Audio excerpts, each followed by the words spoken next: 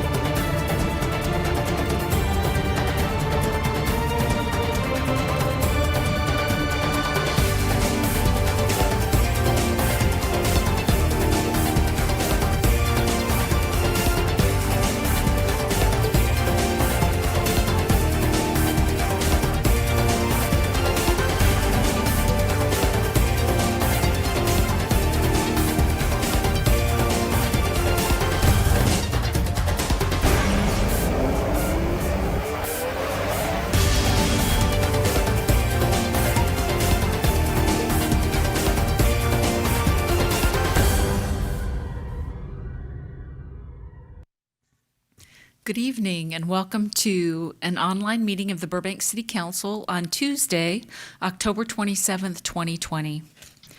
In order to balance the health risks associated with COVID-19 and the public's right to conduct the people's business in a transparent and open manner during the current state of emergency and in the interest of public health and safety, council members will be participating in an online city council meeting.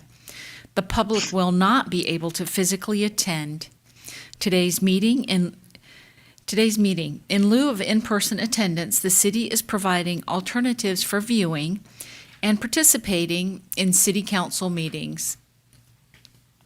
Will everyone please rise for the Pledge of Allegiance? I pledge allegiance to the flag of the United States of America and to the republic for which it stands, one nation, under God, indivisible, with liberty and justice for all.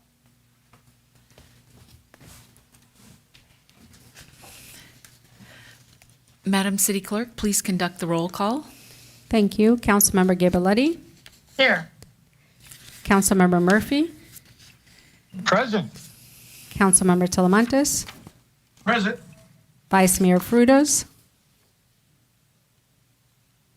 He's here. He's muted. And Mayor Springer. Here. Thank you. There will be two periods of public comment tonight. One general public comment period for comments on any matter regarding city business, and one period of public comment for the study session item only. If you'd like to participate in the general public comment period, please call now at 818-238-3335. Callers will be placed in a queue until we begin public comment. Tonight, we will be adjourning in memory of former Parks and Recreation employee Bob Kinzel. Born in Tehachapi in 1951, Bob was raised in Burbank, graduating from John Burroughs High School in 1970. He and his wife Carol married in 1973 and celebrated their 47th wedding anniversary this past January. Bob started working for the city of Burbank in 1970 as a work trainee, retiring in 2011 as a senior groundskeeper with over 41 years of service to the city.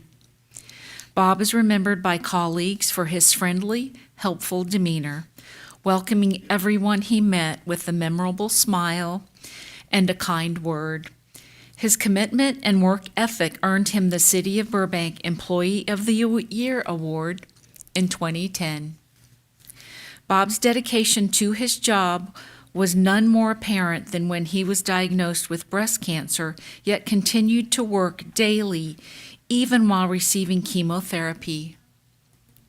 His battle with cancer made Bob an ardent activist, raising awareness about male breast cancer across Southern California. Whether it was a pep talk to hundreds of walkers for the American Cancer Society's Relay for Life, or a speech to college students at Occidental, Bob became a prolific speaker and advocate for breast cancer awareness.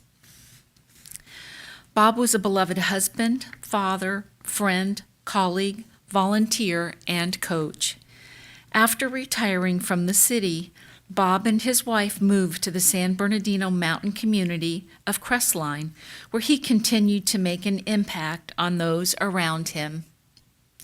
A former high school basketball coach in Burbank, Bob coached athletes at Lake Arrowhead Christian School and was the head coach for the Rim Mountain Community Special Olympics program. Notably, he helped lay the groundwork to establish the Lake Gregory Education and Community Center and served on the San Bernardino County Regional Parks Board. Bob received many accolades for his work, from recognition by the Burbank Civic Pride Committee upon his retirement from the city, to the Patient Courage Award from the American Cancer Society, to Coach of the Season from the Special Olympics of Southern California. Bob was a motivator, a change maker, and an indispensable positive force in the community. His zeal for life, no matter the challenges he faced, brought inspiration and hope to all those who knew him.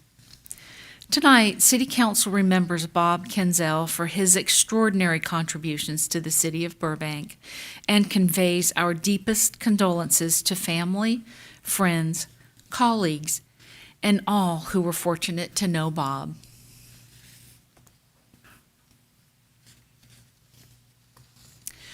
We have 7 announcements this evening. October is Breast Cancer Awareness Month, and the City of Burbank is recognizing this annual campaign in various ways, from the pink hard hats worn by Burbank Water and Power and Public Works field workers to pink uniform patches and ribbons worn by police and fire personnel. City Hall will be lit in pink from dusk to dawn on Monday, October 26th through Friday, October 30th, and council and staff are wearing pink tonight to bring awareness to this campaign, which promotes education and encourages regular screenings for early detection of breast cancer. While LA County's health order does not recommend Halloween gatherings and events, door-to-door trick-or-treating, or trunk-or-treating due to the COVID pandemic, there are still ways you can safely enjoy the spooky season. Go to burbankca.gov to find a list of decorated homes that entered the 2020 Burbank Halloween Decorating Contest. Winners will be announced on October 29th. You can also participate in the Parks and Recreation Scarecrow Scavenger Hunt. Locate 13 scarecrows throughout Burbank for a reward. Go to burbankca.gov/Halloween for more information. Finally, join the Burbank Police Department for reverse trick-or-treating. Print an official police Halloween pumpkin template from the city website, color it in creative ways, and tape it to your window. If spotted, Burbank police officers will leave behind Halloween trick-or-treat bags. Learn more about these festive activities by visiting burbankca.gov. Residents Inspiring Service and Empowerment, also known as RISE, is a free 9-week program that aims to inspire and empower locally based leaders from the city of Burbank. To apply or for more information, visit burbankca.gov/RISE or call 818-238-5175. The program is accepting applications through October 31st. The city will be hosting an online community meeting on Thursday, November 5th at 6:00 p.m. on the city's greenhouse gas reduction plan, which quantifies the city's share of the state's greenhouse gas emissions and establishes steps to help the environment. The community may ask questions and share ideas on how residents, businesses, and the city can help reduce greenhouse gas emissions. To access the meeting or participate in our online survey, please visit burbankca.gov/climate action plan. For questions, please call Fred Ramirez or Karen Pan at 818-238-5187. The City Clerk's Office is accepting applications for the Senior Citizen Board for an unexpired term ending July 31st, 2022. The deadline to submit an online application is Friday, November 6th, 2020 at 5 p.m. For more information, please contact the City Clerk's Office at 818-238-5851 or visit burbankca.gov/BCC application. The Community Development Department is hosting an online community workshop on Thursday, November 19th, 2020 at 6 p.m. on the Downtown Burbank Transit-Oriented Development Specific Plan. The city will provide an overview of the project and seek community input to create a plan that identifies new goals, policies, guidelines, and standards for future development and improvement in downtown. Residents can watch the workshop live on the Burbank Channel on Spectrum Channel 6 or AT&T Channel 99 and on the city's YouTube page. You can find out more about the online meeting, how to participate, and the Downtown Burbank TOD specific plan by visiting the project website at downtownburbanktod.com. If you have any questions, contact Senior Planner Leonard Bichette at 818-238-5250. For the November 3rd, 2020 general election, 24-hour vote-by-mail drop boxes are available at the following locations: Burbank City Hall, Buena Vista Library, George Izay Park, Jocelyn Adult Center, and Ralph Foy Park. Please ensure you are using a clearly marked official Los Angeles County drop box.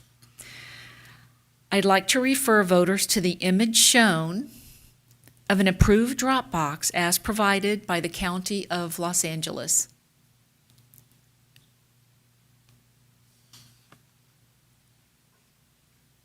The Los Angeles County Registrar, Recorder, County Clerk is currently offering in-person early voting at their headquarters located at 12400 Imperial Highway, 3rd level, Norwalk, California, 90650. In addition, the 11-day vote center is now open at the ACF Bashir Mardiroshian Burbank Youth Center, and the 5-day vote centers will be open beginning October 30th, 2020 at the following locations: Buena Vista Branch Library, Burbank High School, John Muir Middle School, Little White Chapel, Robert Gross Park, Thomas Jefferson Elementary School, and Uber Burbank. Hours of operation are 10 a.m. to 7 p.m. each day, and then on Election Day from 7 a.m. to 8 p.m. As a reminder, the November 3rd, 2020 Burbank General Municipal Election is consolidated with the County of Los Angeles general election, and any questions regarding voter registration and issuance of ballots may be addressed by contacting the county directly at 1-800-815-2666 or lavote.net. For any additional questions or for more information regarding Burbank City Council candidates, City Treasurer candidates, and Measure RC, please visit burbankca.gov/elections or contact the Burbank City Clerk's Office at cityclerks@burbankca.gov or 818-238-5851. I'd like to remind our viewers that if you wish to participate in general public comment, The phone line is now open. Please call 818-238-3335 to join the queue.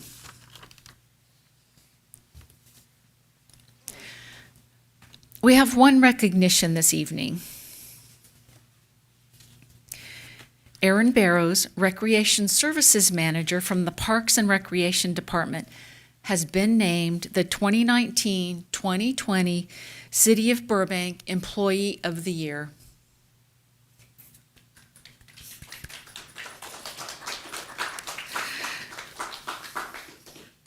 Aaron has served the city for 19 years and currently oversees facilities and programming in senior services, the Creative Arts Center, and Starlight Bowl. Most recently, she oversaw the completion of Phase 3 of the Burbank Arts Beautification Program and implementation of the online art gallery and monthly virtual workshops for artists in the community. This year, the COVID-19 pandemic presented a unique challenge and resulted in increased demand for the elderly nutrition program. Erin and her team quickly responded and adapted the program's service model, implementing a drive-through service and securing Burbank bus vehicles for delivery of thousands of meals per week to homebound residents. Under Erin's leadership, the Project Hope program played a critical role in assisting seniors with running errands, grocery shopping, and providing companionship.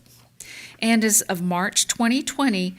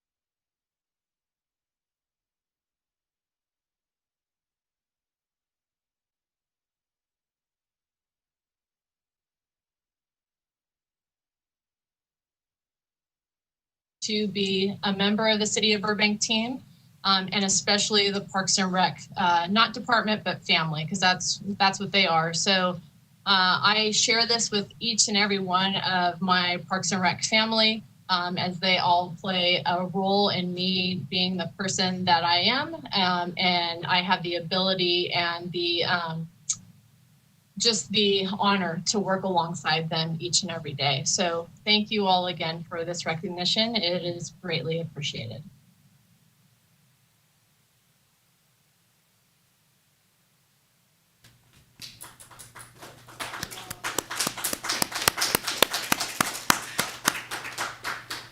Some of us are on mute, but there was clapping.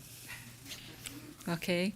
Congratulations again on this well-deserved award. And thank you, Marissa and Aaron, for joining us tonight. And Aaron, it's just always so delightful to see you out and about, often with your little girls, and you're just a great role model, and you're always so gracious and kind. And thank you very, very much. I'd like to remind our viewers that if you wish to participate in general public comment, the phone line is now open.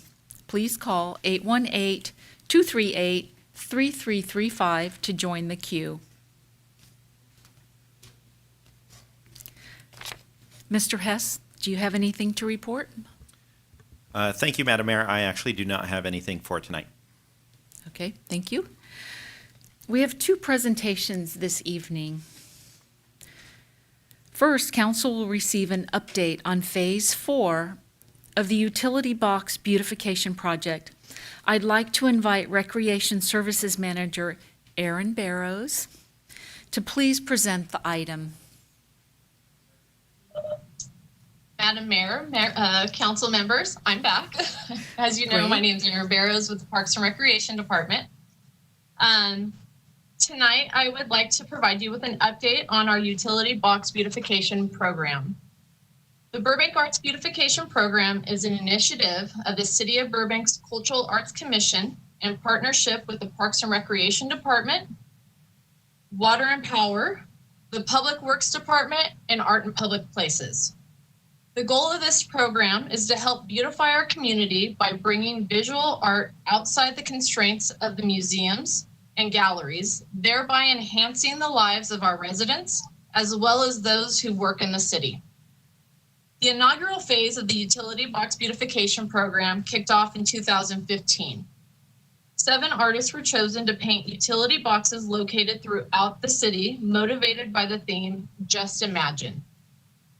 A World of Possibilities was selected as the theme for the second phase in 2017.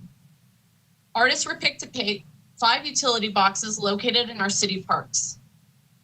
Phase 3 was completed just in October 2019. 14 utility boxes located in the Media District of Burbank were selected and painted by talented artists who were inspired by the theme, A World of Entertainment. We are currently in the 4th phase of this program.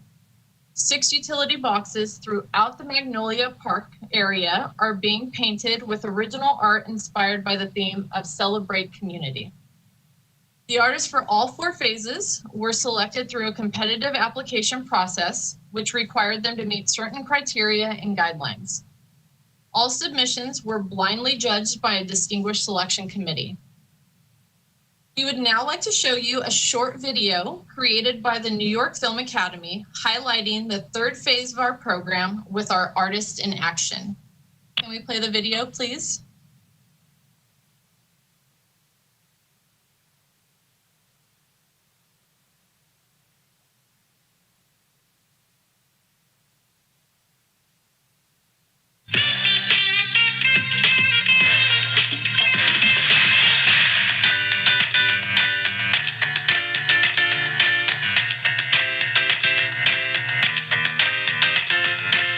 My name is Katie. I'm an artist and I'm painting this electrical box as part of the Burbank Beautification Program. I really enjoy the fact that it's a community gallery. It's something that people see on their way to work, on their way home.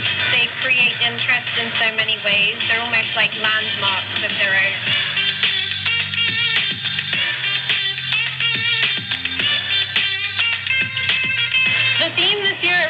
world of entertainment. There's a lot of people in the film industry that live in Burbank, so if they're going to go buy the box and maybe see the job that they do just done by an animal, I think it could be fun. I hope nobody's offended if they're a prop maker and I'm telling them they're a Tasmanian devil, but... I've been actually doing these electrical boxes for a while. First year for Burbank, I did these creatures. I wasn't sure if they'd want them again, but I decided to do these monsters in a rock band. I like to do murals a lot, especially these electrical boxes. This is my 13th, first one in Burbank, which is awesome.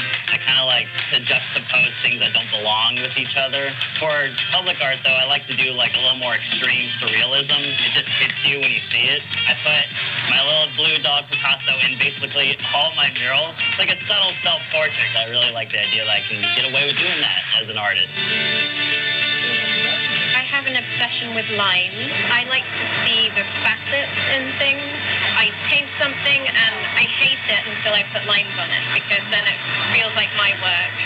I'm actually painting stars falling from the sky, and there's so much to represent the amount of talent that gathers in this creative hub that we're in. And a few of them are landing in the Burbank Hills. It's kind of like the Walk of Fame. The 3 stars will say your name here, and it's supposed to inspire and encourage. The design is based on vintage images and color mixes that are based on the cartoon style that some of these animation studios here in Burbank created in the old days, in the old classic days of animation. I feel like this was the perfect spot to present something like this. Every artist seems to be so different. I love that they choose very different artwork, different techniques.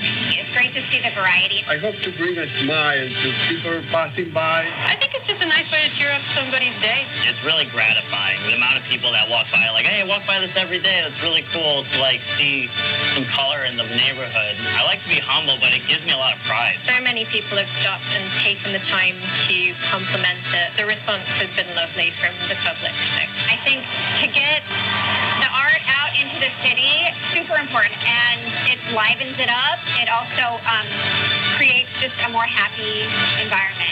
It feels like we're making a contribution to the city. Public art is important for everybody, not just the artist. The artist benefits from it, but I sincerely think people enjoy it.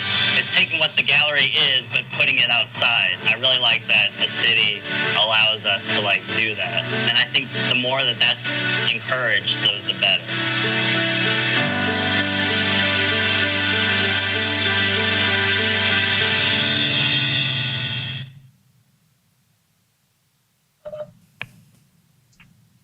We would like to express our sincere appreciation and gratitude to the New York Film Academy, and specifically Sonny Calderon, David Nelson, sorry, my fingers are caught, Dan Mackler, Eric Connor, Andrew Pearson, Mara Barrietto, Christian Hayden, and Drew Hughes, as we recognize them for their fabulous video and their ongoing commitment to the City of Burbank community. We are truly thankful to the New York Film Academy for their support of the City of Burbank and the Utility Box Beautification Program. It is a delight to work with them, and we look forward to continuing our partnership with them. For further details on the Utility Box Beautification Program, please go to www.burbankca.gov/Utility Box Program, or you can call 818-238-5397. That concludes my update, and I would be more than happy to answer any questions should you have any.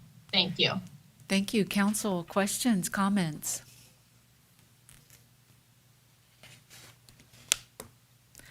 Well, I do. Well done. Great job. And it makes Burbank, Burbank. And thank you very much. And congratulations again on 2019-2020 Employee of the Year.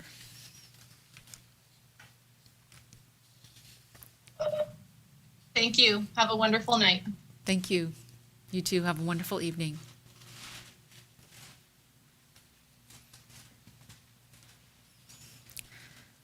We have a presentation tonight from the City State Advocacy firm, Emmanuel Jones and Associates.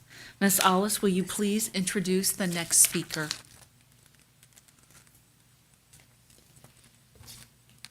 Good evening, Madam Mayor and members of Council, Christine Ellis, analyst with the City Manager's Office.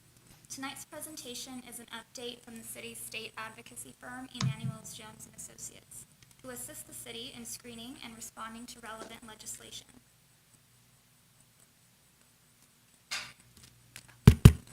Sorry, can you hear me now? Are we Sorry. on? Can you hear me? Yes, good evening, Madam Mayor and members of council. Christine Ellis, analyst with the City Manager's Office. Tonight's presentation is an update from the city's state advocacy firm, Emanuels Jones and Associates, who assist the city in screening and responding to relevant legislation. We are joined tonight by David Jones and Kira Ross, who have met with department heads in the last couple weeks to discuss recent developments at the state level that may be impactful to the city of Burbank. At this time, I would like to invite Mr. Jones and Ms. Ross to commence their presentation. Thank you very much. Can everybody hear me? Am I coming in? Awesome. Well, thank you, Christine, for that introduction. I would first like to reiterate how great our meetings were with your staff last week. We got some fantastic ideas and had a good interchange with your staff. So that was very nice, even though I prefer it in person, but this was not bad being virtual. Tonight, we're going to try to give you kind of an overview of kind of what happened this year in Sacramento and hit on some of the higher points, and we'd be happy to answer questions at the end. So going back to January of this year, it started out as a pretty good year. The governor in January announced a surplus of about $6 billion to the state budget. The year before, the governor had a $21 billion surplus to play with. So $6 billion was the sign of a slowing economy, but still we were $6 billion to the black. SB 50, the bill that we had very significant problems with that would have had by right mid-rise buildings in residential neighborhoods, single family zoning, that died in January. Shout out and thanks to Senator Portantino, who did an awful lot to make that happen. So in a normal year, we would have a lot of interaction with the legislature, and then of course COVID hits. So the $6 billion surplus we started with went down to a $54 billion deficit. So a $60 billion swing we had. The June budget, fast forward to June, the legislature has to do a budget by the 15th of June or else they lose their pay. So they definitely do. The budget the year before in 2019 was about $221 billion in general fund. The budget for this 2020 in June was $203 billion. So a lot of the shortfall, the $54 billion shortfall, was made up with the very prudent reserves that Governor Brown had saved up. A significant amount of money came from the federal government, the CARES Act, that was able to relieve some of that initial hit. 5% across the board department cuts in the state, and a number of triggers that I'll talk about a little bit. They built into the budget a $14 billion set of triggers that could be restored if the federal government came through with additional aid. So the vast majority of the triggers were largely in the education area, 5.7 billion in K-12, the majority of the rest of it in the higher ed area. And like I said, if additional federal money were to have come from the federal government, then those $14 billion in cuts, and mainly they were deferred payments, those could be restored. So as we look to the east, we don't see any significant aid coming yet. So those deferrals and those cuts are going to will have already occurred. That said, in the rare category of good news from Sacramento, when we passed the budget in June, the state estimated what our revenues would be. And I'm happy to report that for the first 3 months of the state's fiscal year, which is July 1 to the end of September, state revenues are up by about $8.7 billion. So they had significantly underestimated how much money in personal income tax and sales and use tax would come into the state. So that is somewhat good news. 3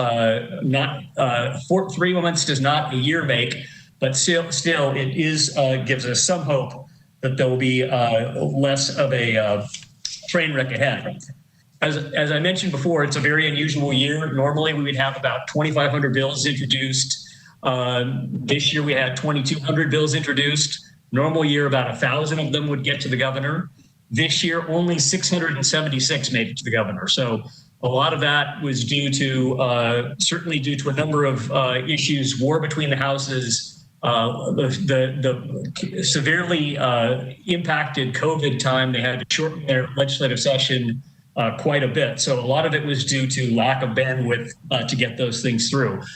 So one of the areas that I know is of interest is an example of this was the police use of force. And we started out with an awful lot of momentum, 5 major bills to deal with various aspects of police use of force. And due to the confluence of events, only 2 of the 5 made it to the governor's desk. One dealing with banning the use of chokeholds, which the governor signed. And the other one deals with allowing citizens' oversight of elected sheriffs. So those are the only 2 that made it. In response to that lack of activity in the use of force area, public safety area, the speaker announced a special task force on public safety reform. And so that task force will be meeting probably after the election to come up with more ideas. An awful lot of the ideas that were shelved due to lack of time, I'm sure, are going to be back. With that, I'm going to turn it over to Kira, so we'll tag team, and she'll take it over for a few more issues. Good evening. Wanted to talk a little bit about housing and what happened this year, and largely what didn't happen in the world of housing. Similarly to use of force bills, we had originally about 10 major housing bills that we were watching, and that was after the death of SB 50 in January. That included the Senate Housing Production Package, which was a 5-bill package, as well as the Assembly had their own set of bills. Of those bills, only 2 ultimately made it to the governor's desk and got signed. One of those was AB 725, which you opposed, and that was dealing with moderate income housing. And importantly to know about this bill is that there were some amendments late in August that actually narrowed the bill somewhat, so that it only applies to those communities in the Bay Area as part of ABAG that will be doing their 6th cycle of RHNA later in the process, where all of the other regions that are going to be doing their 6th cycle earlier, and you are part of that, the bill does not apply to them. The other bill that was signed in the housing area that we were watching that was part of the Assembly package was AB 2345 by Ms. Gonzalez, and that deals with density bonus and increases the amount of density bonus that can be offered to a developer when they're coming in with a project. A couple of issues, and David sort of touched on it, but wanted to talk a little bit about it, that have really come into play this year, especially on the housing bills, were the strong opposition from the labor community. And that was something we have not seen in previous years. And this year, it really ended up killing off probably half, maybe 3/4 of the bills.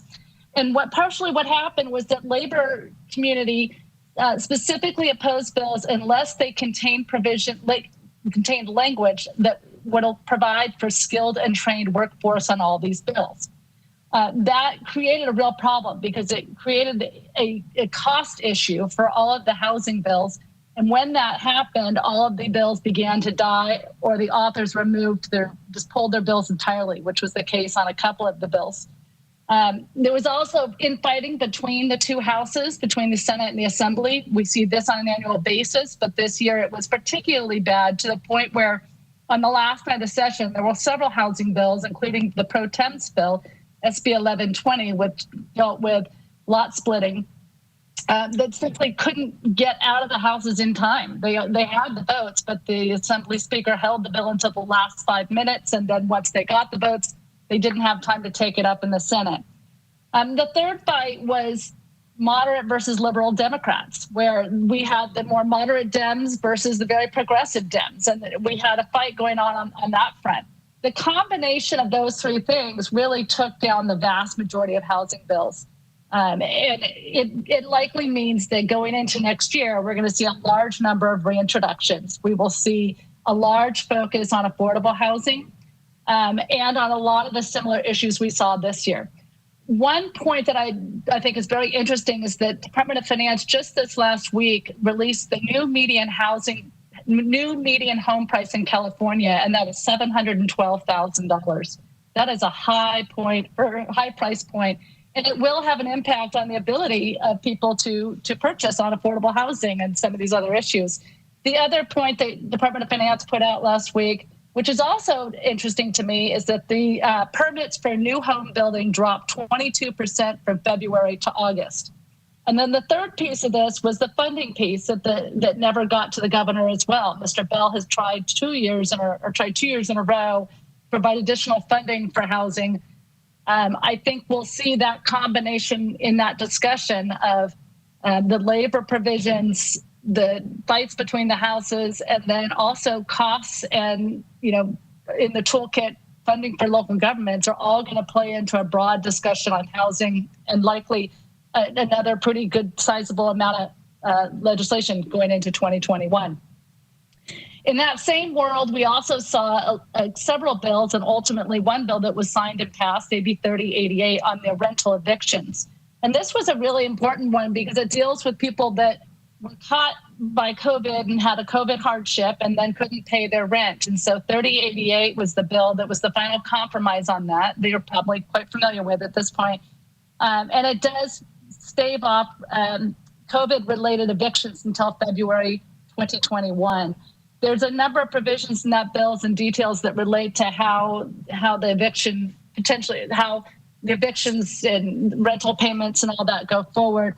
But suffice to say, things are sort of on hold in that world until February 2021. But there's already discussion, and we do anticipate legislation about what happens after February 2021 if we still have COVID hardships that will continue and people that cannot pay their rent, and what happens next. So there is discussion on that now, and we're likely to see legislation either in December or more likely in January on that issue. The third thing I wanted to touch on, because I know it has been a question in the past, development impact fees. We did not see a bill this year, but we did see one in 2019, which was AB 1484 by Mr. Grayson. And that was a bill that was based on a study from a couple of years ago by the Turner Center out of UC Berkeley that did look at development impact fees. We will likely see, I think that issue is still sitting out there. Nobody's done legislation this year, but we do anticipate seeing a bill or at least discussion on development impact fees. So we haven't really set it to the side very much. It depends on whether or not it will come back this year. And then the other issue I wanted to touch on, because we did get some questions from your staff and had a good conversation with them, were about some of the environmental pieces that have happened over the last couple of months. The big one, frankly, was the demise of the two bills on plastics, AB 1080 and SB 54 on plastic packaging. Ultimately, after 2 years of getting so close, they got all the way through and couldn't get the votes to get to the governor. And there were a whole number of reasons why those bills didn't get passed, but largely it was politics, and they just simply didn't have the votes. The fights in between the houses, but more importantly, the fights between the moderate Democrats and the very progressive Democrats ultimately seemed to stall out that bill or that set of bills. I do think we will see something come back this next year. There is a potential ballot measure in the works for 2022 that is sort of acting as a leverage point, and I think that we will continue to have discussions on plastics recycling and what we do long term. On a side note, very interestingly, there was a letter today from Senator Lorena Gonzalez, the Assembly Appropriations Chair, to the governor, requesting that he begin to send direction to counties and cities about reusable bags in grocery stores and in stores, and that they'd like to, environmental community is saying we need to get direction to allow grocery stores to begin to allow people to use their reusable bags again. So we may see something on that issue as well. And I think I'll stop there and see if, David, do you want to see if there are any questions, or you want to take it back? No, I think that's a good place to stop. And I know that there's a long agenda, so we don't want to take up too much of your time. But if there's questions, we'd be happy to try to answer. Okay, council questions. Yes, Councilmember Gabaletti. Hi, welcome to both of you. It's good to see you, even if you're in the virtual space. Probably my fundamental question is not about the content of the bills, although I have some questions. It really is, how do we make our presence known in Sacramento this coming year? You know, COVID is really keeping us from having face-to-face meetings, from going up to Sacramento. I don't know what your circumstances are when you try and talk to legislators. It just seems like we're going to be at all cities, small cities, are going to be at such a disadvantage of getting our point across the table. So I wondered if you could give some insight into how they're going to organize themselves for the kind of committees. You know, they had fewer committees this year. I believe the housing normally would go to more committees than it did. What's your insight into how we begin to strategize for tackling these issues? Well, I'll try to tackle that. As we say up in Sacramento, all politics are local. And so keeping good touch with your legislators, the ones that your hometown people, the ones you've got the most sway with. And so I would reach out to them more often than not on a regular basis. And it's true, their hearings, and I don't think that we're going to be back in the building until summer at the earliest. And you know, they set up a very convoluted kind of like public comment tonight. It's not very easy for members of the public to comment on legislation. So we've advised our clients that you've got to put in a proactive effort on a regular basis to touch base with your legislators and make sure that they understand. The specific trumps the general. So if you are part of a coalition and you can tell them exactly what's happening in Burbank on evictions or exactly what's happening on non-payment of utility bills, that those specific issues, I think, resonate really well with legislators. I don't know if Kira's got any thoughts. The only other thing I add is that this 2021 is going to be complicated in Sacramento by the fact that they have had, and it's been in the works for years, but they're doing renovation of the 1960s portion of the state capitol, and they're actually tearing it down, and they're going to be moving staff at the beginning of the year out of the Capitol building and about a block away to a new building that's almost finished. And that's, believe it or not, a smaller, more densely packed building in terms of office space and committee space. So as David said, no, we don't think that we're going to be back in the Capitol building for hearings at least through next summer, and we'll probably see a lot more virtual. The Senate did use virtual testimony, although it ended up being a little bit of a disaster the last night of session because they ended up cutting off the Republicans at one point and trying to stop any members from voicing their opinion on bills and things like that. So it caused some consternation on the last night. But I think we will continue to see the virtual hearings. And the only other thing I add is we had considerable success in having Zoom meetings or, you know, any kind of virtual meetings with legislators and with their staff. They ended up being pretty easy to have with staff and members. So we were able to be involved in those kinds of meetings. Just two other questions and then I'm finished. You mentioned the information on, is it median home price purchase? Mm-hmm. That's statewide? Yeah. That is statewide. And actually Los Angeles, the median home price was $723,000, I believe. So it's about $10,000 more than the statewide figure.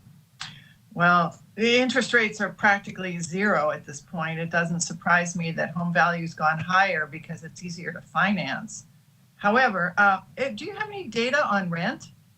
Are rents being reduced? We've heard locally in Southern California that in fact rents are going down, and I think it's important to have more information about that, just so that we have a full understanding of the stability of the housing market. Yeah, just anecdotally, we've heard that San Francisco rents have gone down by about 30%, but that's just a single report on San Francisco. But I understand. It just seems like we anyway. You understand my point. This is for you, Kira. What were the moderates pushing and what were the progressives pushing? I don't know what those individual issues are, because locally we're just nonpartisan. We're thinking we like our land use. We like to make our self-determination because we understand this community. So how would you characterize moderate and progressive Democrats? So where we saw this play out, to give you an example, on say the plastics recycling bills, we saw that the moderates held off of those two bills because they felt like they went too far and there wasn't enough funding and time for infrastructure for plastics recycling area to be built. In the housing arena, we saw on a couple of bills where on, I think, Skinner's bill, there were a couple of bills by Senator Skinner, and then some of the bills by Senator Wiener, especially on SB 50, they felt like they just went too far and they didn't protect local control and local decision making enough. And that's where we saw this split begin, where the progressives wanted to go further and say, well, you need to be able, especially on something like SB 50, they were strongly supportive of it. But the moderates were, a couple of the moderate members that held off voting on it would step back a little bit and say, we think there need to be more provisions for local decision making. We don't think you should just be able to trump that decision making and go forward, regardless of the extraordinary need for affordable housing and for housing in general. I had an opportunity to get involved in pushing back on 1120 and spent some time on a call with Mr. State Senator McGuire over some of the provisions. And I got to tell you, I never got a clear picture, and I'm a planner, of what the ultimate density plan was for this so-called lot split. Do you expect it to come back as a pro tem's proposal? I do. That's one of the bills. Yeah, I do expect it to come back. SB 1120 it really died less on the policy and more on the politics. That bill got all the way to almost to the very end. This Speaker Rendon held it until about 11:55, I think is when it finally passed. And it takes about at least an hour to get a bill to literally move from one's house to the next. They're very old school, and they literally carry the paper bill from one side of the Capitol to the other and have to take it up. So it died because of a lack of time. That one, it was very near and dear to the pro tem's heart, and I think she's going to bring it back. I don't know if, David, you have any other thoughts? No, I would expect it to come back. I can never figure out what the density would be. It was like lot split, then it was lot split with duplexes, so that's 4 units. Then it was, well, maybe it's 8 units if you layer on ADU. We need some honesty out of this, and whether you two can provide it, it would be great for our council to understand the final implication of that bill. And then, a number of groups and organizations that fought back on 1120 are Latinos and homeowners in the San Gabriel Valley and folks in the Crenshaw District, African Americans who are very concerned about gentrification and loss of their rights. So it was a very diverse resistance here in Southern California. And if you had, I don't know that you attended these, but there were several sessions online over these. I know Councilmember Talamantes was there for at least 1 or 2. Livable California, the Embarcadero Institute data. I fully expect that's going to come up again, because this has been the idea of stable single family home neighborhoods cross all diverse neighbors and neighborhoods. And I'm surprised that hasn't been a bigger issue, because we sure saw it going to those meetings. Last question is, you said nothing about climate change, and it would seem at the forefront of our legislators would be an active and proactive means of either doing forest clearance or controlled burns in order to be prepared. We know how bad things are. Have you heard anything about that? Anybody talking about that kind of effort and investment by our state to take care of our state lands in a manner that begins to mitigate against these wildfires? Yeah, absolutely. And I apologize that we didn't give you a better explanation of some things going on climate change. Wildfires obviously have been a really big issue for the last couple of years. They remain a really major issue this year. There has been significant funding put into the forest and vegetation removal and clearance, and I think we'll continue to see a lot of discussion and a push forward on that as we go forward. The other thing that happened in August was that we had the rotating brownouts or the rotating blackouts that occurred in August. There's subsequently been a couple of hearings, at least one major one and then a second one, and I expect there'll be a number of additional hearings on that issue, and both from sort of two parts of that issue. The first being, why did it happen? And there's currently a lot of finger pointing still going on between CAISO and the state PUC and the CEC about who's responsible for what, but also about the question of reliability and how do we make sure we can move forward with clean energy and at the same time make sure that we have reliability and we don't cause major increases to ratepayers in the process. The really good news on that front was that at the opening of the hearings, Assemblymember Holden, who was chairing the hearings, gave a really nice pat on the back to public utilities in California and said they have done a fabulous job in preparation and with their reliability and keeping their costs low. So the focus of a lot of that kind of issue has been on the IOUs at this point, so PG&E and Edison and others. So there has been a lot of focus on wildfires, on electricity. There were also 2 executive orders this fall by the governor relating directly to climate change. The first one deals with combustion engines and going to all electric new car sales by 2035. And that one is going to take a lot of work. It's been in discussion for quite a while by ARB, so it's not a new idea. But we understand that it will take a federal waiver, similar to the emissions, the tailpipe emissions issue from a couple years ago.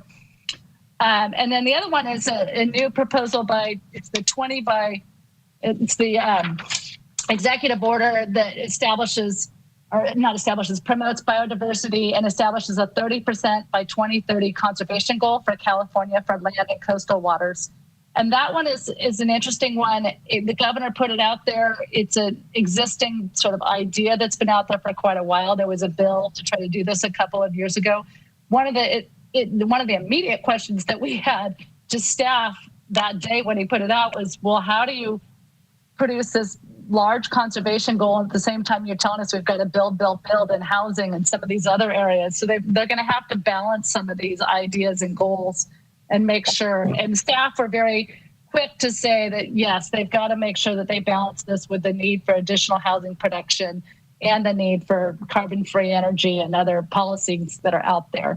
But there certainly is a focus on climate change and certainly a focus, and the governor's been quite vocal on this, a focus on increasing wildfires, connection to climate change, connection to clean energy, all of those pieces and how they are all tying together and that we have to continue to work towards lower emissions and moving forward. Yeah, but the one thing I'll add is that in January, when the governor put out his budget, when we thought we were going to have a decent amount of money in the budget, he had actually, a climate change bond component. The legislature followed suit, and there was negotiations on how big are we going to get as far as is it going to be $7 billion or $5 billion, and that all went away with the COVID deficit discussion. So they're keenly aware that they need to do something, and they realize they need a big chunk of money. The other thing I'll mention, and Kieran might be able to flesh this out a little bit, is the cap and trade auctions. They decided not to put out the money in cap and trade in the budget. And the first auction didn't come in very good. And so the second auction, I don't know exactly how much money they raised in the second auction, but they've held that money back. And I anticipate in January, we'll probably see in the governor's January budget something addressing the expenditure of the cap and trade money to address climate change. Well, thank you so much. It's good to see you. It's very good to see you too. Hopefully next time in person. Thank you, Madam Mayor. Thank you. Vice Mayor Frutos. Thank you, Madam Mayor. Thanks to both of you for your update. I have a question for you. I was reading the California Political Review regarding the city of Pasadena and West Hollywood, basically, and I don't know if there's any Northern California cities that are appealing Senate Bill 35 mandates on the required upcoming RENA housing numbers. Are you aware of this? What's your thoughts if you even heard about it? And are there a lot of cities joining in? We have heard about it. As you know, we represent Pasadena, but we also have the cities in the Sandag region are ahead of you. So they're further on in the cycle, and at least 4 of them are appealing their RENA allocation. So the good news is they have to go first. And so, but I know that was very, the council was very adamant that they wanted to appeal their RENA numbers. And I anticipate as the numbers roll out regionally, we'll see an awful lot of more jurisdictions joining into that battle. Do you think this movement, if a lot of cities join in, do you think this movement could be something on a positive note to regain a little bit more local control, in your opinion? Or is it something that they're spinning their wheels? It's just not going to happen. What are your thoughts on this? I will defer to your city attorney, because I think that there was a case dealing with the city of Irvine, and our ability to successfully appeal our number has been greatly diminished in the courts. But I am not a lawyer and won't pretend to be one. But I know that the appeals that people say are still viable aren't necessarily your number. But if you think that somebody else got a lower number, you can appeal how little they got. So, but there's a legal question on whether they decided that the RENA number was the MPOs, the SCAGs of the world, were the adjudicative body and not the courts. And so you pretty much are going to have to go to the people that gave you the number to ask them to change it. So, but anyway, there's a legal question there with the city of Irvine case, and that I defer to Amy.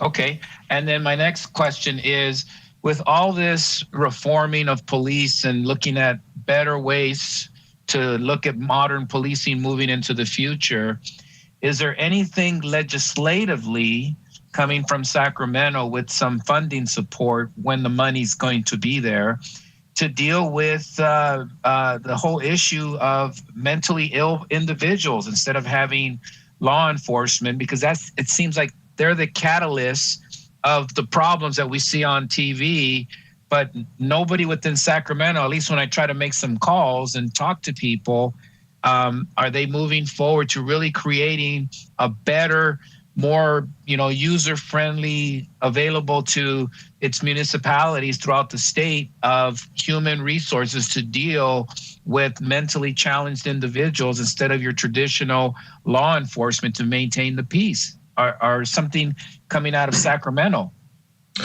Well, they did include in the June budget additional money that wasn't a lot of money, but additional money for post-training for officers in addressing some of these things. But it's certainly not the amount of money you would need to address the problems of mental health and homelessness in our state. There was some discussion about repurposing some of Prop 63, which is the millionaires' tax for mental health, and seeing if we can get some of that money out and repurpose that. But that discussion is ongoing. But I don't know if Kira's got anything to add. But the only other thing I'd add is that the governor has put a lot of emphasis on the Project Room Key, and now I think it's even got a new name. But helping people get off the street into shelter, but wraparound services and other things. And there's been a lot of focus on that. I think mental health is going to be a really big issue. It's in somewhat of a question of what funds are available.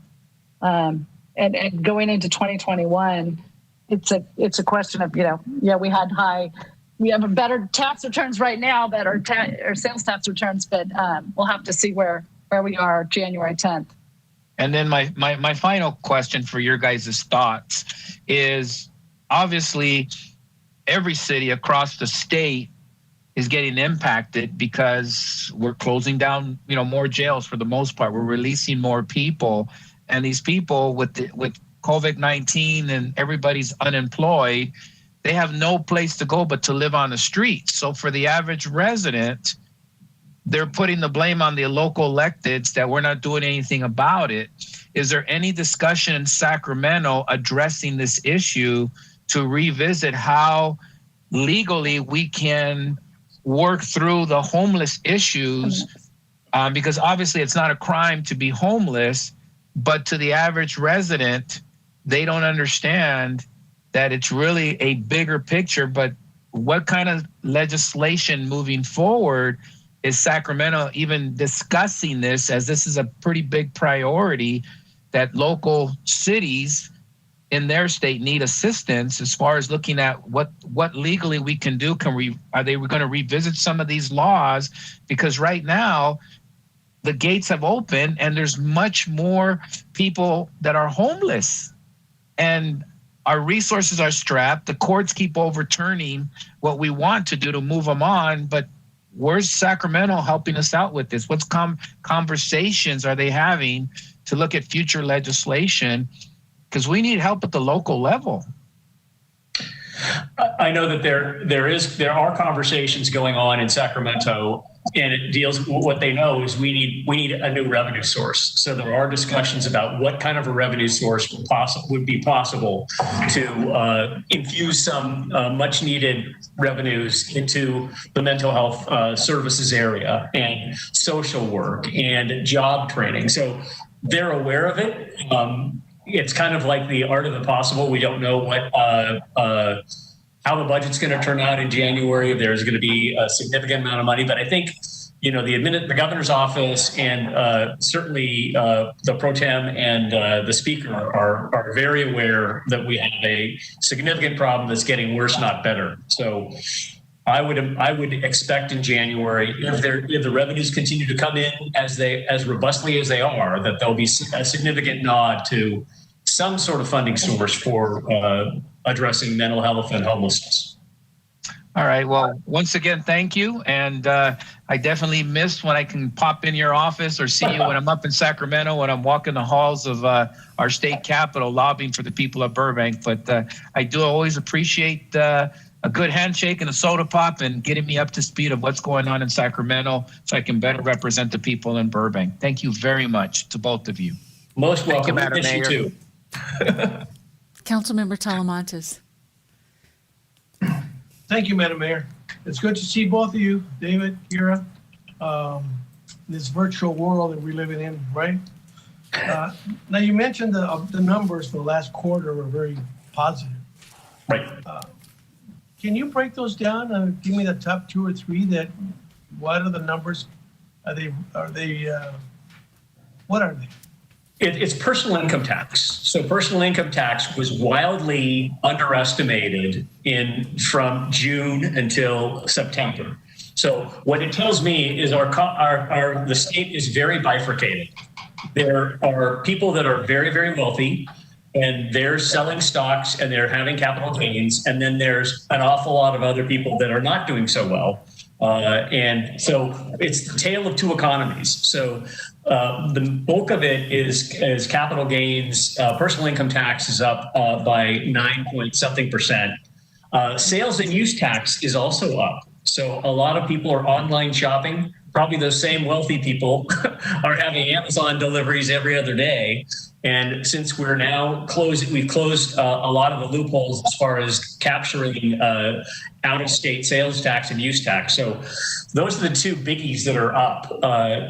Corporate taxes are down a bit, but it really is, personal income tax is significantly over what they guessed it would be.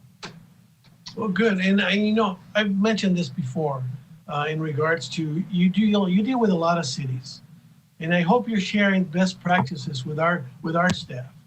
I know we don't have time to discuss them here and during a council meeting, but I just would encourage you to share whatever best practices you see out there with other cities that we could possibly at least consider here in Burbank. Because if it's working somewhere else, let's talk about it and see if it might work here in Burbank. Absolutely. I know we're different, but at the same time, I look forward to having you come and talk to our staff and share your best practices that you deal with other cities. So once again, thank you very much for coming, and thank you for sharing your thoughts on what's happening in Sacramento. And I don't see this COVID thing going away for at least another year or more. We're going to be dealing with masks, face coverings for at least another year. We didn't know how long it was going to be back in February. We were just I was hoping maybe a couple months, a month, and then carried on into the summer. And here we are, October, almost into November, and we're getting worse. I mean, everything is rising. All the numbers are going up. Whether you believe it's fake news or not, the numbers are going up. So once again, thank you for joining us. Take care. Thank you, Madam Mayor. Thank you. Other questions? Yes, Councilmember Murphy. Can you please unmute?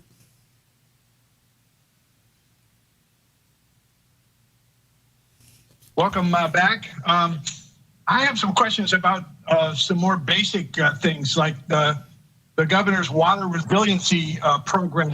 I mean, water's basic to our survival. We don't have any of our own. Our leaders many years ago put together the MWD, and it looks like this water thing has gone from no tunnels to 2 tunnels to now it's 1 tunnel. And I get the feeling that it's the water is going to move all the way down to San Gabriel, at least, which is kind of on the way. And I'd like to find out, what's the process of, Burbank tapping into that. It looks like they're looking for cooperation between regions. What can you tell us? So the governor put out about a year ago the California Water Plan, and that's been sort of his blueprint, his roadmap for moving forward. There hasn't been, he hasn't, because of COVID, in terms of legislation or sort of where they've been with the legislature itself, there hasn't been a lot of movement on the tunnels and further discussion. I know behind the scenes, there's been a lot of discussions at the Water Commission and other locations where they're looking at various parts of it. But the governor, as you said, did go from 2 tunnels down to 1 tunnel, but there hasn't been a major robust discussion in Sacramento in the last couple of months that I'm aware of. So I'm not really, there's not major movement at the moment, but we certainly can connect back in with it for you and figure out if we need to advocate or if we need to engage further. Okay, along those. Following up what Vice Mayor Frutos talked about, homelessness, has there been any discussion about loosening up the LPS law so that people can, 40% of the homeless are mentally ill, that they can be treated in hospitals or other facilities, get the medication they need, be safe and warm, and have food and clean clothing? Anything? There were several bills about that were very, very difficult dealing with involuntary. I can't remember what the term is, but Senator Wiener put in some bills last year, and there were some other ones talking about for the good of the health of the individual. Can't we have more flexibility to make them go to a place where they can be safe and warm? So that legislation didn't make it through, but certainly that issue is certainly going to come back. And so I think Senator Wiener is keenly aware of, we have to have more tools for people that are have mental and substance abuse problems, and so he certainly has opened that door for that question to give more flexibility. The other thing that I'm interested in is, they want us to build all this housing, all these laws that we don't like very much. We've got this, our RHNA numbers pretty high, and it may not even be realistic, but we don't build things. Is redevelopment coming back in any kind of a form? Because we do have blighted areas. There are things that we could do, but at this point, we just wait on the sidelines for a developer to bring us a project. And, that's no way to move forward on these RHNA numbers. Yeah, we miss redevelopment. The governor was asked about bringing back redevelopment, and he said, nope, we don't need redevelopment. I'm giving the local government more money in, housing bond money and this and this and this. And his one of his key staff members is the Ana Santos, who is the architect of taking away redevelopment under Jerry Brown. So I don't see redevelopment 2.0 coming out of this administration, and unless the administration agrees to it, we're not going to get it. So that said, I think he's, they're struggling because they know you can't build housing without a big subsidy, especially affordable housing. I mean, the only way to get affordable housing to make it pencil out is somebody, gives away free land and has, a tax credit. I mean, the average affordable housing project has used to have seven different funding sources. And one of the main ones was redevelopment because it was so wonderfully flexible. But we'll have to see if they've got an answer to this because they're continuing to take away our land use authority and thinking that we're going to have suddenly affordable housing is going to appear, and without a funding source, it's not going to. Yeah, with the last number I saw, it's $500,000 to build one unit. That's not affordable. No. Okay. Thank you. Thank you. I have one question about outmigration. Have you heard anything? Are there any estimates about outmigration? I know that, as Councilmember Gabaletti noted, rents are projected to decline in LA County through this year, and you stated that in San Francisco. So I know that some people are probably doubling up in the state, but then I hear that there is heightened outmigration. Do you know, are there any numbers, any statistics on that? I don't have anything beyond looking at a website, and they took the top 10 states for outmigration, the top 10 states for in-migration, and we were not in the top 10 for outmigration, which was a little surprising to me. And we weren't in the top 10 for in-migration either. So we're somewhere in the 30 states in the middle. Okay, thank you. I think that's it. And it is good to see both of you. Thank you very much for coming and informing us. We certainly appreciate it. So thank you very much. Thank you. Appreciate your time and your staff, and can't wait till we see you in person. Yeah. Okay. Have a good evening. Thank you. Thank you.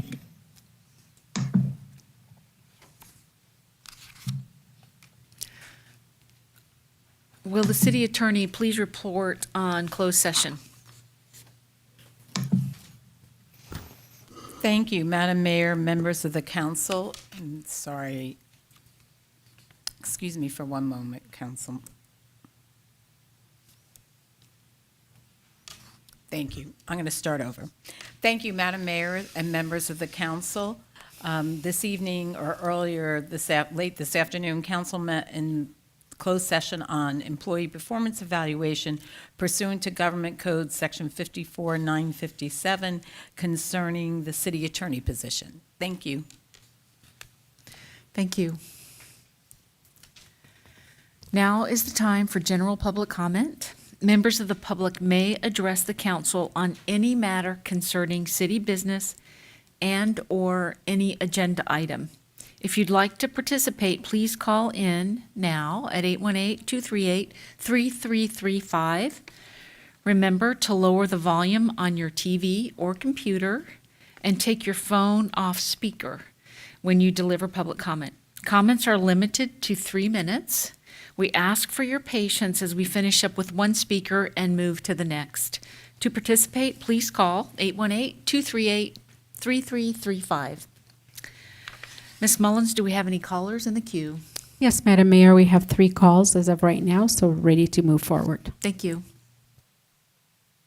Our first caller is Joel Schlossman. Joel, you're live with council.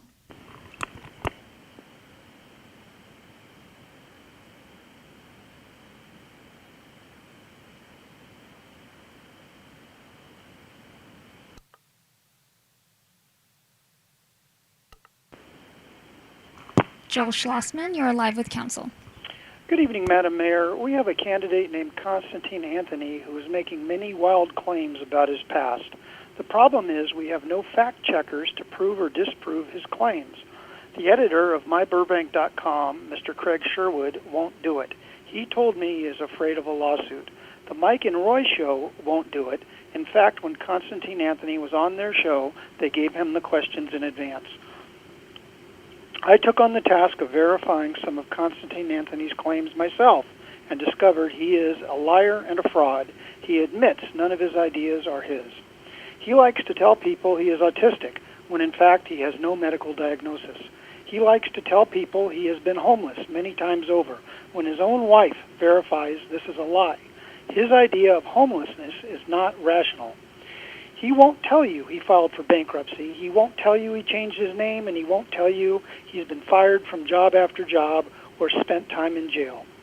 He won't tell you, he cannot even give one job reference. His own relatives that I have spoken to have not one nice thing to say about him.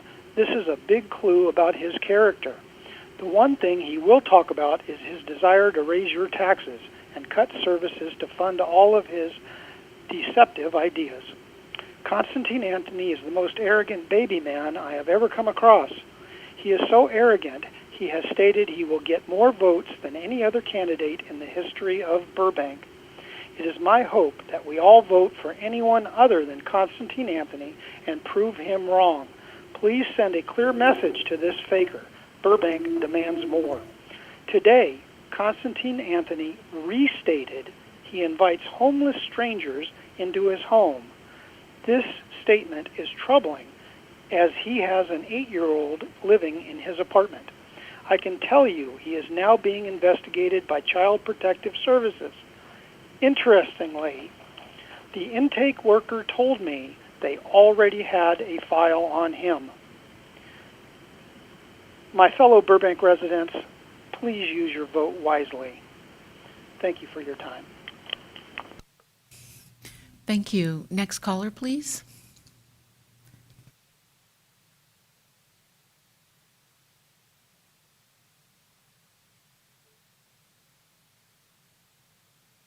Thank you so much. Our next caller is Phil Dojic. Phil, you're live with council. As for small businesses that have closed due to pandemic COVID-19, we need to demand that the SBA work faster and more efficiently on resolving forgetful loan applications. From practice, we see that these requests are resolved slowly and not efficiently, on time, and not within the legal deadline. As for the high unemployment that has been caused by the pandemic for 6 months now, we need to demand that unemployment benefits for the citizens be dealt with more quickly and efficiently. We have cases where EDD completes the case and determines the amounts of the case and the amount of monthly benefits, and to wait for that for 3 months around the payment, although it is foreseen by the EDD to start the payment after 3 weeks. California lawmakers are not impressed with Governor Newsom attempts to address a massive backlog of claims at the state unemployment benefits. Lawmakers, it is unacceptable that millions of Californians have gone for months without income due to the failure of our state government. Vicki Waters, Newsom press secretary, the administration is fully committed to ensuring impacted California workers get the benefits they have earned. According to the statements of the lawyers and the reported cases, her statement is not correct. As far as Medicare is concerned, we should fight for it to be zero for the citizens for older than 65, not a monthly subscription, a free visit to the doctor, and only in this way will help citizens older than 65 to live better and to maintain wealth. Senator Feinstein said Medicare, which was created in 1965, pays for hospitalization and medical bills for Americans older than 65.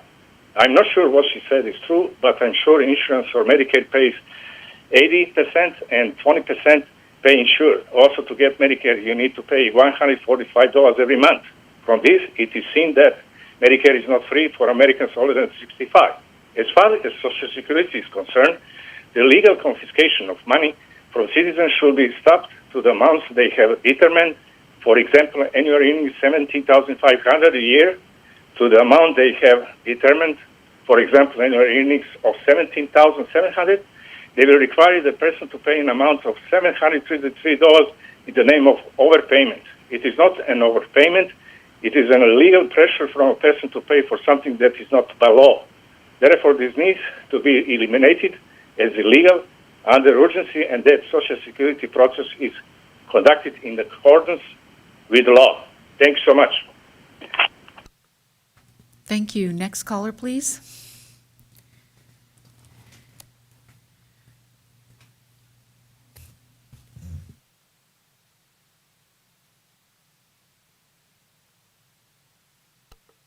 So I'm ready to give my public comment now? Linda Block, you're live with council. You Oh, may yeah, begin now I public can hear you comment. better. Okay. Yes, I want to speak against this mask mandate that the city council passed. I was hearing this on a Chandler Walkway in Magnolia Park. Those streets are walking distance from me, from when I take my walk, let alone, I'm worried it's going to go all over Burbank. And I will not be deprived fresh air, first of all. Second, wearing a mask, when I breathe in my own carbon dioxide. People do breathe in their own carbon dioxide. It's not healthy. It's enough to wear them, or bad enough to wear them, going in the markets and other places of businesses. But outdoors, people walking past by somebody outdoors, it cannot hurt anybody outdoors. And I just won't be deprived of fresh air. And I did hear that the people that complained about there wasn't enough people wearing masks, particularly meaning outside, was just a handful of people. And I heard it was the majority of us here in Burbank that's complained against this mandate law. Let alone I hear that the sheriff has power over city jurisdiction. It's not the Burbank Police that's going to issue out citations. It's a private company. And the sheriff definitely has power over this private company. And the sheriff is not going to enforce any kind of mask mandate. And so that's what I mainly want to say.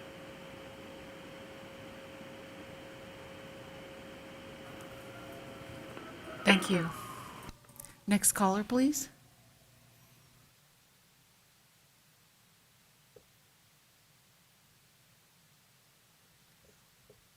If you'll allow me 1 second here, I want to make sure to see if there's any more calls in queue.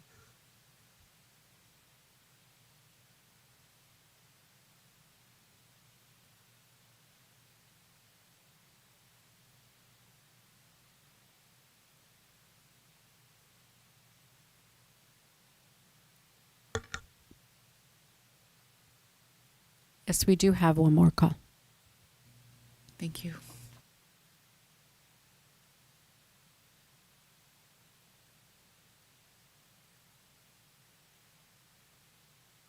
Sure. Our next caller is Janet Deal. Janet, you're live with council. Good evening, Mayor, members of the council, Mr. City Manager, and all the people at home who are watching or listening. This is Janet Deal, President of Burbank Coordinating Council, and it is holiday basket time. What we need to be able to help families here in Burbank this year is your help in a variety of ways. On our website, which is Burbank CC, that's C like cat, C like cat.org, you will find applications if you know of a family or are a family who needs help and needs to apply for help. Please print out the application and send it to us right away. Our deadline to receive applications is November 1st. If you'd like to help us prepare the baskets, we have served over 500 families every year, and this year will be no exception. So we need people to adopt families, to fill out a form, which is a volunteer form, saying you'd like to adopt a family and prepare the food and gifts for that family and deliver it to them, to their curb outside. Wait for them to come out and get it. You wave, they wave, and everybody goes home safe. For the families that do not have adoptions, we will be having a drive-through event. And in order to be able to put food in those cars as people drive through at Jocelyn Adult Center parking lot on December 12th from 9 to 12 in the morning, we need your help. We need you to either prepare the items for bag 1, bag 2, or bag 3, or all of them, and bring them to South Hills Church on November the 14th or November the 21st from 4 to 6 p.m. They are helping us and partnering with us along with the Parks Department to allow us to use that area and to be able to have the South Hills Church people prepare the bags of food. And gifts, we always need gifts for teens and for adults. We have an Amazon wish list online, so you can do it that way. Or you can purchase whatever you'd like. Gift cards fit everybody. And it can be a fast food gift card because teens love those. And it can be a Target card or a Walmart or any of our wonderful local stores. And that can be put in with grocery card and groceries for a family in need. So go to our website, burbankcc.org. Look for all the different ways you can help. If you don't have the time or the energy right now to do that, please feel free to make a donation. We will be happy to spend that money on the families. Call me 818-216-9377 anytime, and we will be happy to answer your questions. Thank you so much. Thank you. Next caller. That was our last call, so we're ready to close. Thank you. There being no further callers, no more comment, I declare public comment closed. Now is the time for a brief response from City Council, the City Manager, and/or the City Attorney. Any comments? Okay. I'd like to thank everybody for calling, and I just have one clarification about the masks. So if somebody happens to live like on Sparks, and they leave their front door with the mask like hanging off their ears, they haven't seen anybody, and they're going for a walk on Chandler, do they have to wear their mask if there's nobody there? No, thank you, Madam Mayor. I'd be happy to answer that. Thank you. Members of the council, members of the public. No, they do not. And even along at the intersections on Chandler, you have to have your mask on because that's where people sort of queue up because everybody's waiting for the lights. But if you're out on Chandler or in Magnolia Park and you have your mask, it's supposed to be readily available. So as you approach other people, you put it on. And when you walk past them, you can take it off again. And the only place right now that we're asking people to have their mask on at all times, other than in stores and places under the health order, is in our downtown where the San Fernando Boulevard is closed off, open to just pedestrians, traffic, and that area where you are required to wear a mask the entire time unless you're sitting at a table and are ordering food and drinks. Thank you. Thank you. Okay. We'll move on. The consent calendar may be enacted in one motion. Ms. Mullins, please read the consent calendar. Thank you, Madam Mayor. Consent calendar item number 1, City Council minutes, and those to approve the City Council minutes for October 6th and joint meeting for October 13 and a dark meeting of October 20th.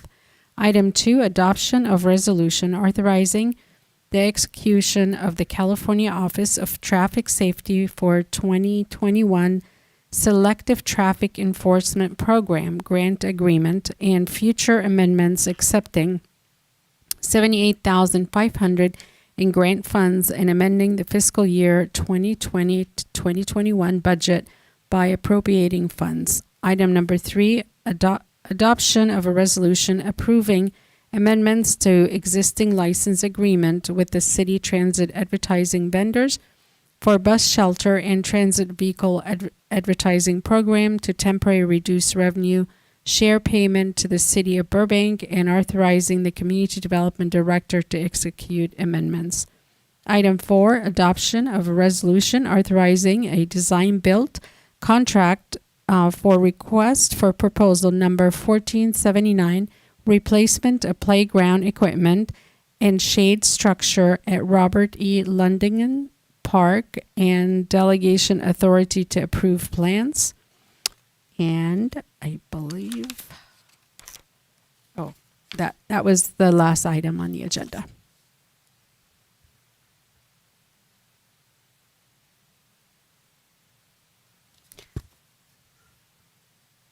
Oh, my apologies. I'm read it as reports already. Thank you. So item number 5, appointments for a member of youth board in 2020 school year for the 2020-2021 school year. Item number 6, adoption of resolution condemning Azerbaijani aggression in Artsakh. Item 7, consideration of City of Burbank response to the 2019-2020 Los Angeles County Civil Grand Jury Robert A. Debt of landfills, cutting down on food waste. And that will conclude our items. Thank you. Yes, Councilmember Talamantes. Yes, Madam Mayor. I'd like to move the consent calendar, but I'd like to have a report on number 3, and I'd like to ask a couple of questions on number 2. Okay. Second.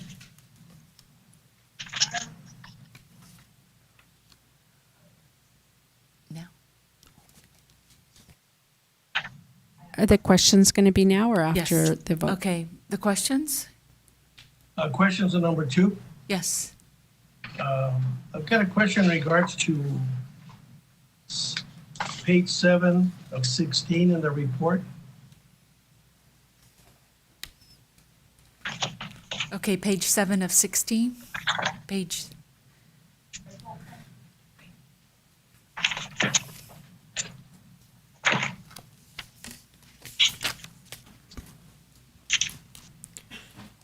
Hi, Madam Mayor and council members. Lieutenant John Fromer with the Burbank Police Department. Good evening.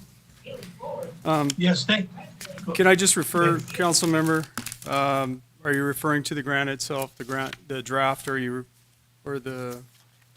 different report? No, attachment 2, it's 7 of 16 at the bottom.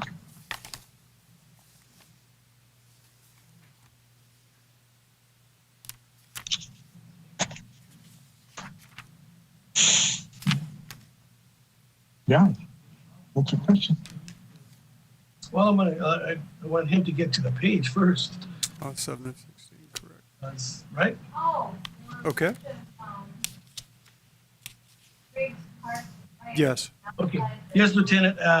In regards to the listing of, so the grant is for $78,500.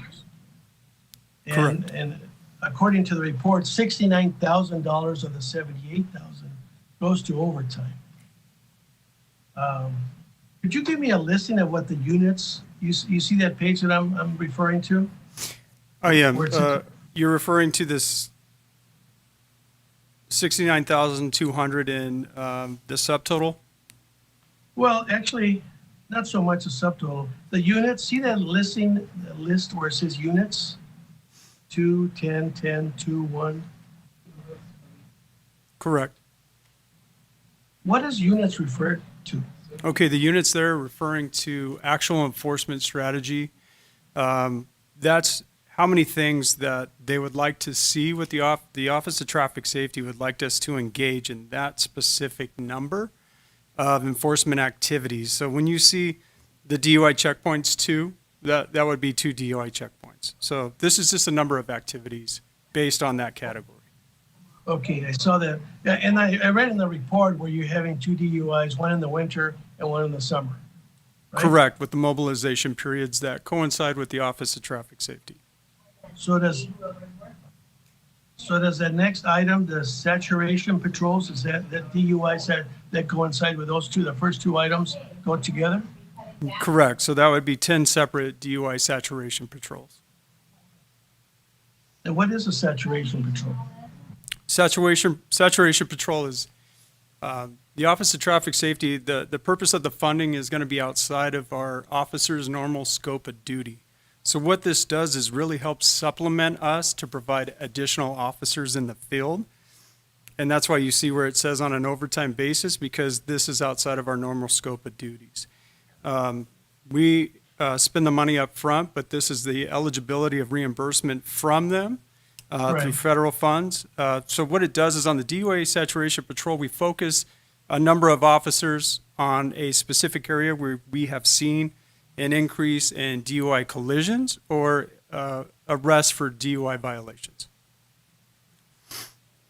So all those, 2, 4, 6, 7 items that are under overtime is strictly paying the officers for doing that activity. Correct. It's supplementation of our normal staffing for patrol. So let me ask you this: is any of this money spent for a classroom lecture or a classroom, anything that deals with the public, that you teaching them something?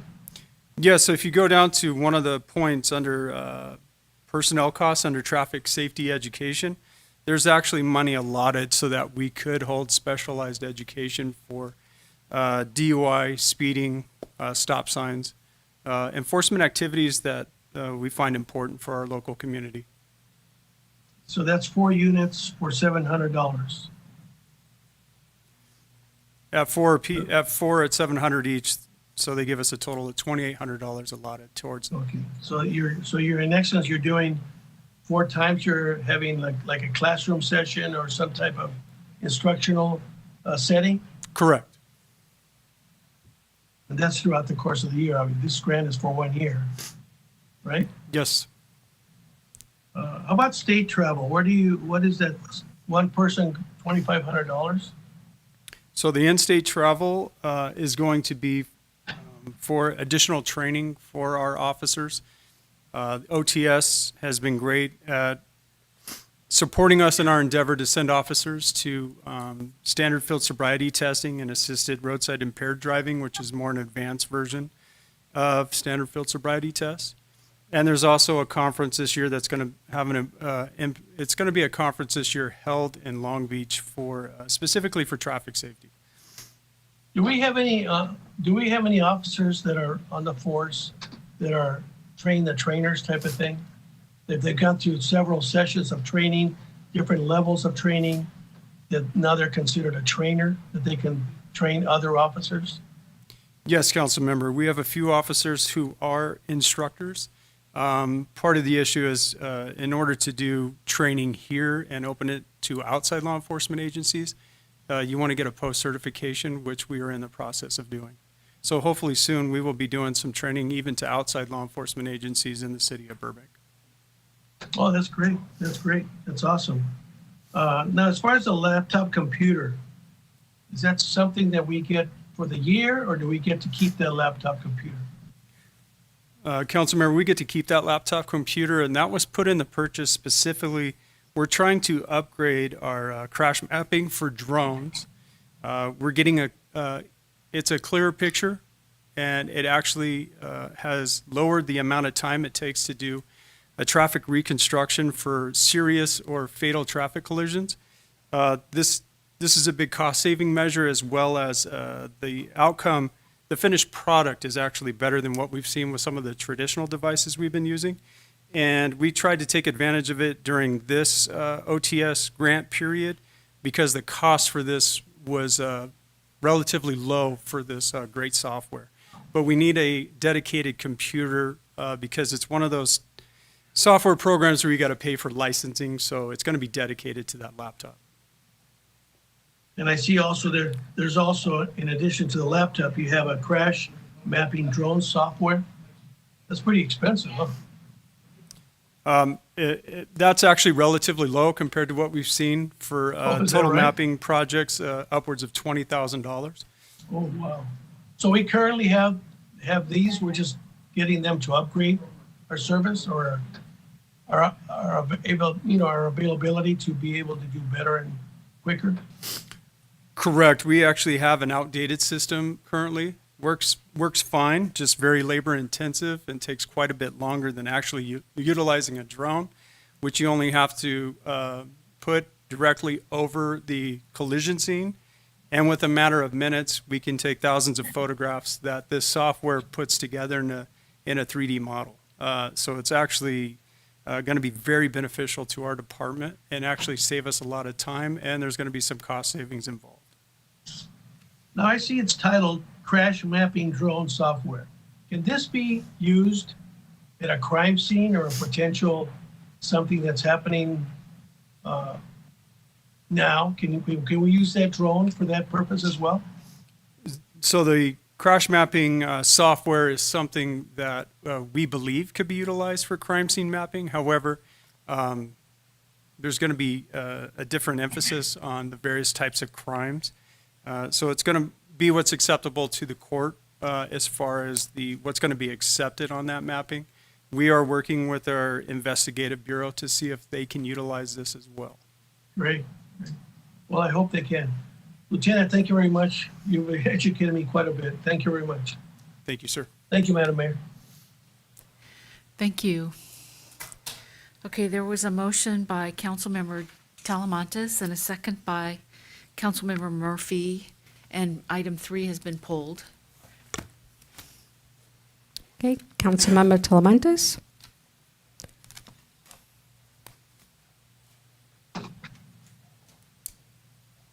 Yes. Thank you. Councilmember Murphy. Yes. Councilmember Gabeletti. Yes. Vice Mayor Frutos. Yes. And Mayor Springer. Yes. Thank you.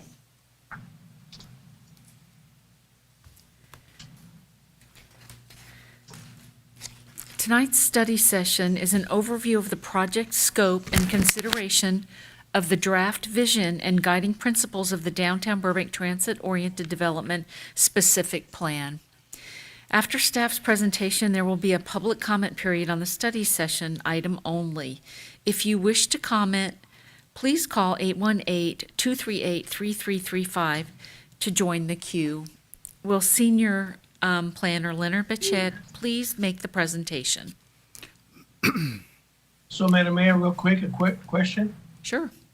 Yes. So we're coming back to number 3 after the study sessions? Yes, yes, at the, no? Yeah, it's going to be at the end of the agenda, Great, thank right? you. Okay. Thank you. Okay. Good evening, Honorable Mayor and members of the council. My name is Leonard Bachet, and I'm a senior planner from the City of Burbank Community Development Department and the project planner for the Downtown Burbank TOD Specific Plan project. I am joined this evening virtually by members of the project consultant team, Juan Gomez-Novi and Stefanos Palazoides from Mullen Palazoides. We have prepared a pre-recorded presentation that provides an update on the project that includes an overview of the project scope, the public outreach plan, issues and favorable conditions within the plan area, and the project schedule. We will also introduce the project draft vision and guiding principles for your consideration and input. With that, I would like to now request that the pre-recorded presentation please be started. Thank you.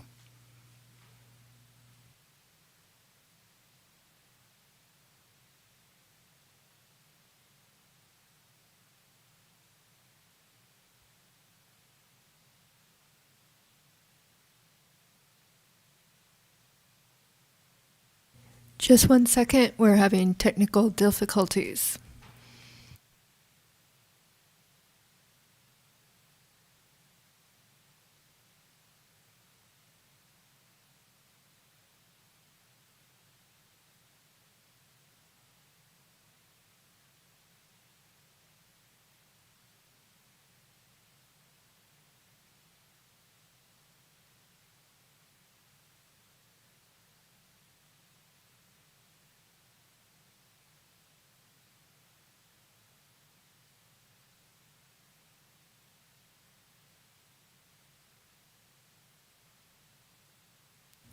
2 more seconds.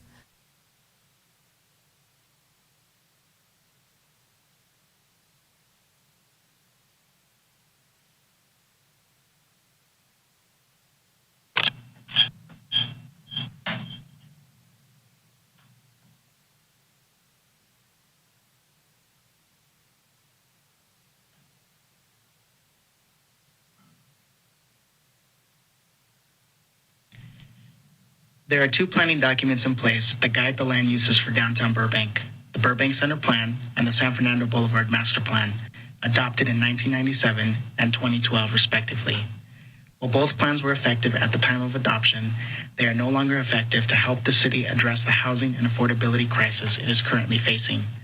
The city applied for and was awarded grant funding from the Los Angeles County Metropolitan Transit Authority, or Metro for short, and the California Department of Housing and Community Development, or HCD for short, to update and combine both plans to create a new downtown Burbank TOD specific plan.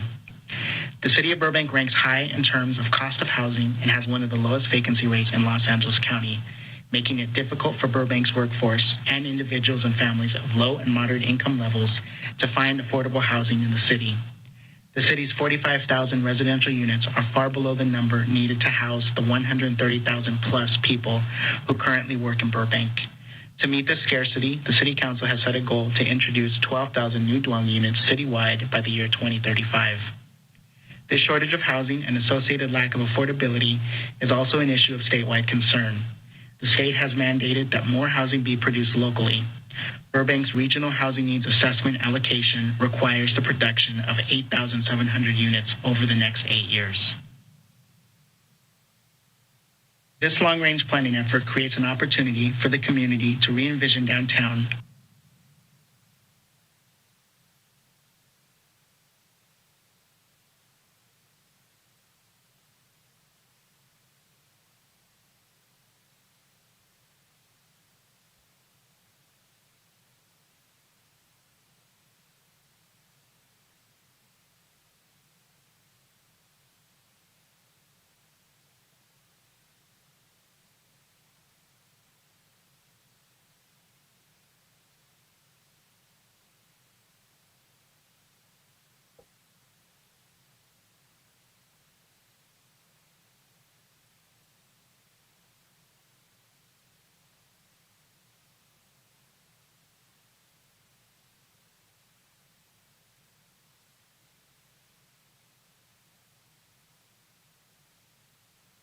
I'm sorry, Council. We are going to do this the old-fashioned way. So if you can just give us a second, and then Mr. Bechet will do the report on the fly.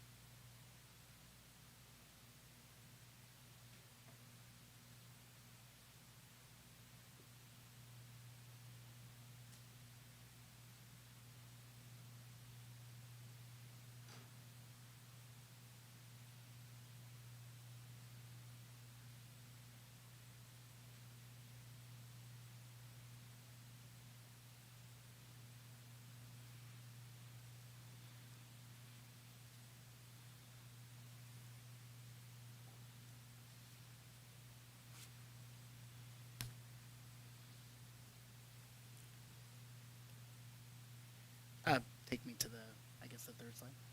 Yeah.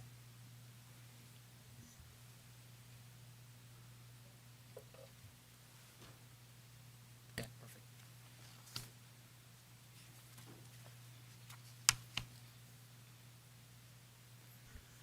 Okay, let me go ahead and pick up where the recording left off. So this long-range planning effort creates an opportunity for the community to re-envision downtown, which is a major employment and entertainment center for the city.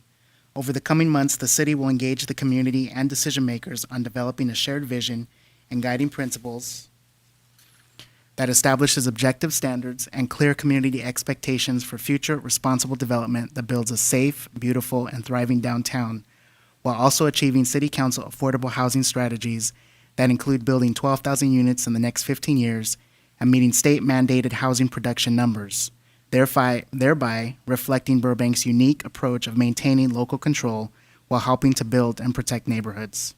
Next slide, please. Next slide, please. Thank you. The approximately 662-acre plan area is generally bounded by Lake Street, Victory Boulevard, and Mariposa Street to the west, San Fernando Boulevard and Amherst Drive to the north, Glen Oaks Boulevard and 5th Street to the east, and the city boundary to the south. It is split in half by the I-5 freeway and the Southern Pacific Railroad right-of-way. As already mentioned, the plan area encompasses two adopted planning areas, the 1997 Burbank Center Plan and the 2012 North San Fernando Boulevard Master Plan. These two plans will be repealed upon the adoption of this Downtown Burbank TOD specific plan. Next slide, please. The project scope revolves around a robust and inclusive community outreach process and includes preparing a new transit-oriented development TOD specific plan and any general plan amendments necessary to ensure the specific plan and general plan are consistent. Preparing a zone text amendment to streamline the development process through the introduction of objective development and design standards. Updating the city's travel demand model to measure vehicle miles traveled as required by Senate Bill 743 CEQA guidelines. Preparing a program-level environmental impact report, or EIR, that developers can tier from when proposing new projects, and developing a VMT evaluation tool for incoming development projects. Next slide, please. The goal of the specific plan's public outreach process is to engage the community as a partner in the envisioning of their downtown as a walkable, mixed-use place.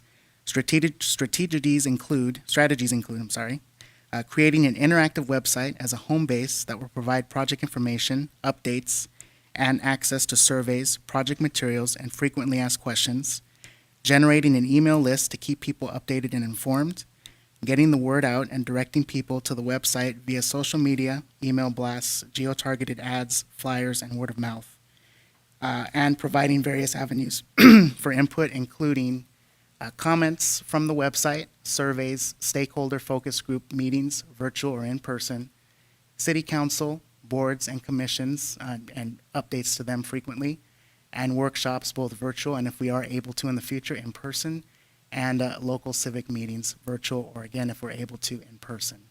Next slide, please.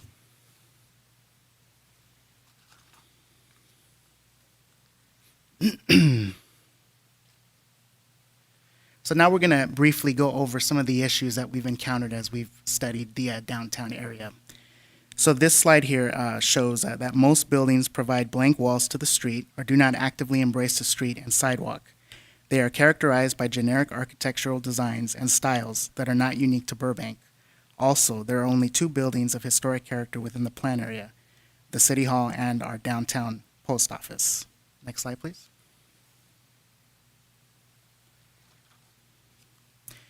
As mentioned at the start of this presentation, Burbank's ratio of jobs to housing is 3-to-1. This means the majority of Burbank's workforce lives in other cities and commutes to Burbank. Most of these people arrive by automobile. As these pictures show, hold on, excuse me 1 second.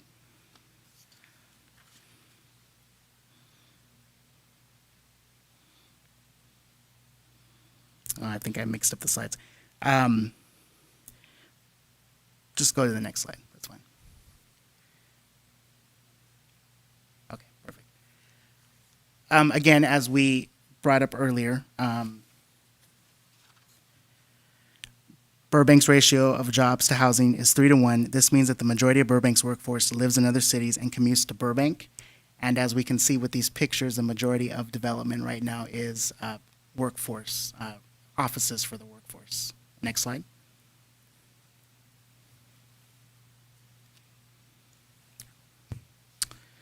Downtown Burbank was built on an interconnected street and block network that enabled a variety of alternative paths to movement between destinations and provided convenient access to all properties on each block. This original grid pattern is compromised by many larger blocks, which reduce the number of paths between destinations, increase the travel distance for navigating around the block, and divert more vehicular traffic onto the remaining streets. The railroad right-of-way, and especially the I-5 freeway, is also an interrupt to the interconnected street and the block network, resulting in only 6 crossings along the plan's area's 2-mile length. These crossings are substandard, sidewalks are narrow and located immediately adjacent to fast-moving vehicles, bridge railings are uncomfortably low, and pedestrian access at either end is precarious for pedestrians. Switchback tower ramps from the Magnolia and Olive Avenue bridges are also uninviting and circuitous to ascend and descend. Next slide, please.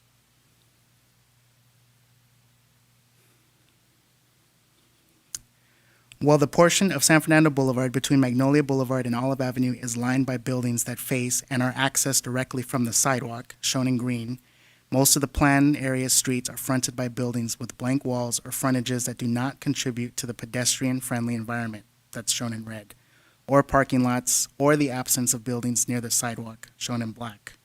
Older buildings built prior to the 1950s tend to have street-facing pedestrian entries, ample street-facing windows, and ground floor occupiable space. Many newer buildings tend to have ground floor parking, podiums, less prominent pedestrian entries, and or are absent of street-facing windows.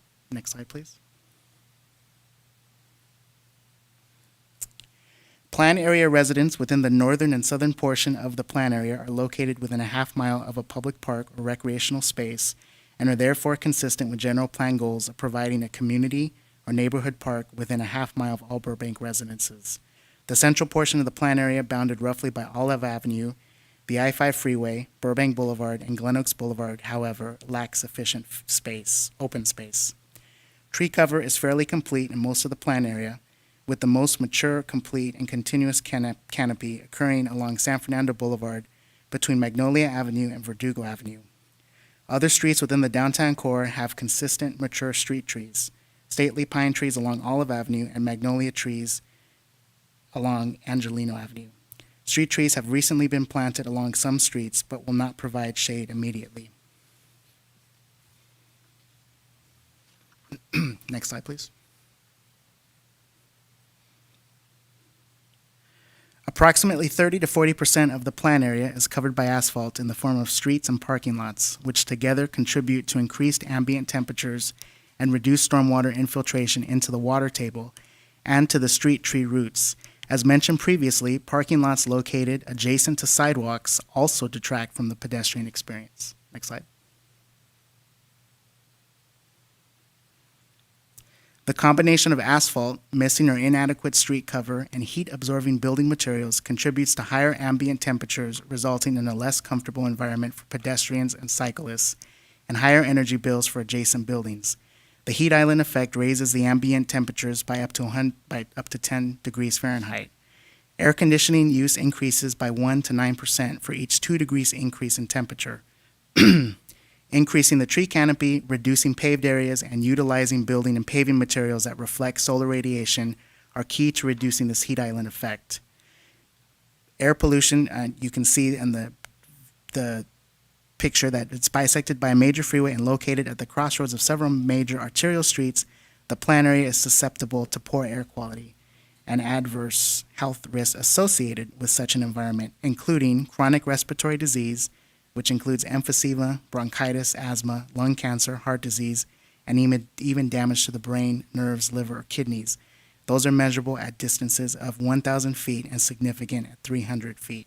Next slide, please.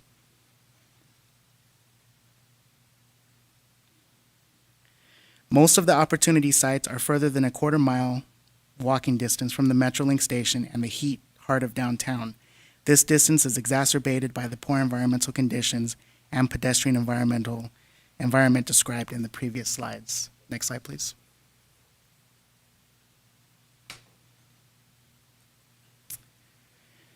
Our current zoning code is out of date and confusing. The zoning map needs to be updated to be consistent with the general plan land use map. The allowable land uses need to be overhauled to include more contemporary, up-to-date uses and to encourage more activity in the plan area. For example, media uses in light industrial, craft, microbreweries, distilleries. The code emphasizes commercial over residential uses, and the code is complicated and ineffective. Next slide, please.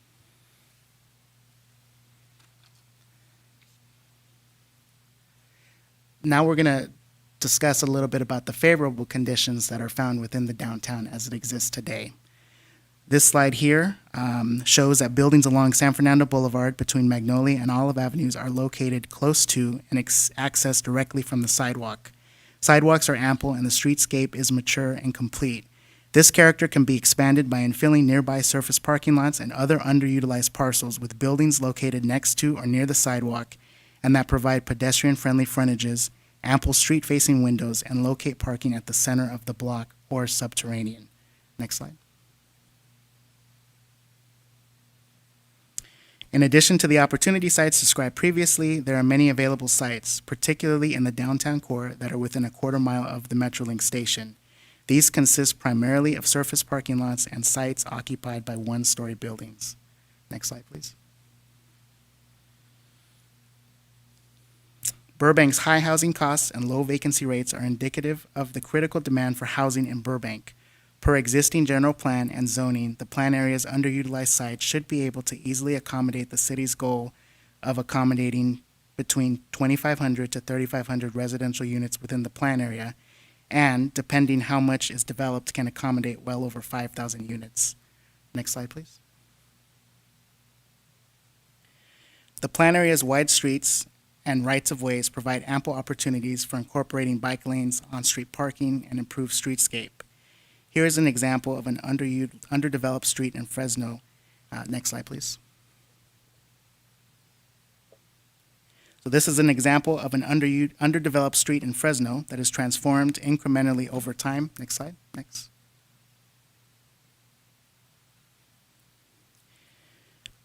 It's transformed incrementally over time through streetscape and bike lane improvements and infill. Next slide. So you can see as we progress how changes can happen over time. You can see that it starts out with the streetscape improvements and then infill buildings. Next slide. So infill buildings on one side, infill buildings on the other side. Next slide.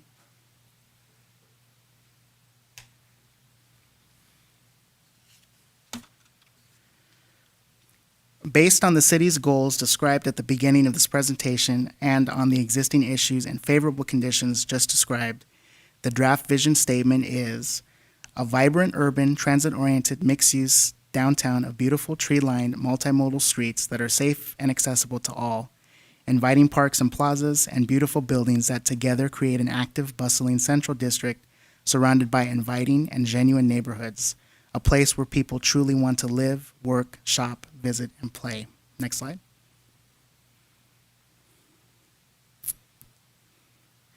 To that end, the key preliminary principles to guide the preparation and eventual implementation of this specific plan include: ensure plan consistency, maintain and enhance downtown's prominent shopping and entertainment offerings, create safe, distinct, beautiful, and thriving neighborhoods and districts, protect existing residential neighborhoods. Next slide.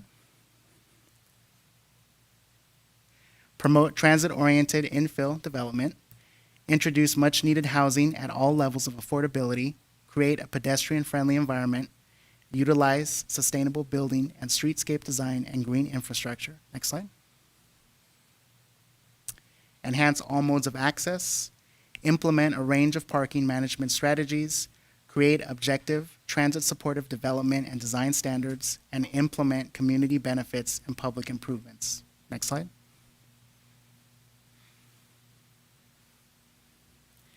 I will now provide an overview of the project schedule.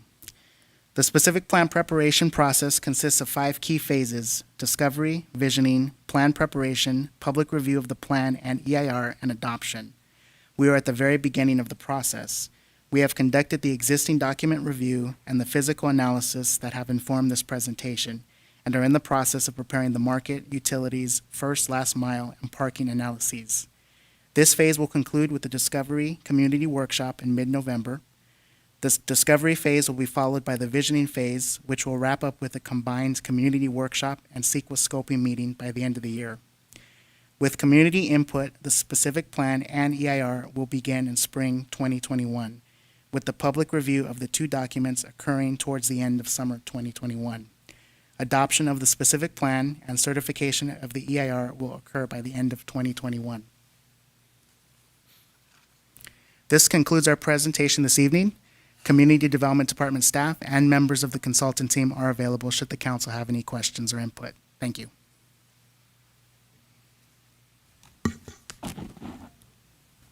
Thank you.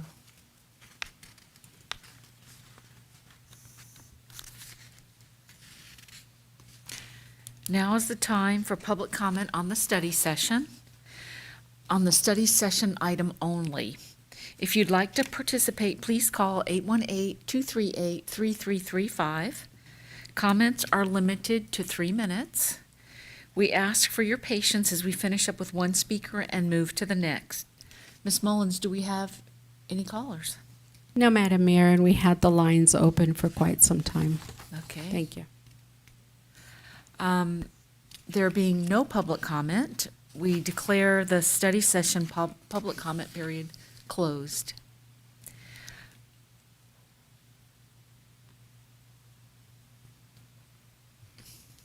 Okay, council. Yes, Councilmember Murphy, do you have questions, comments?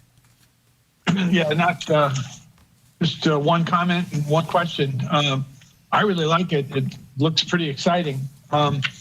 My only question is, do we know what the state's plan for the what's it called? The bullet train. Is that going to be above ground at that area and create a barrier, or is it going to be below ground?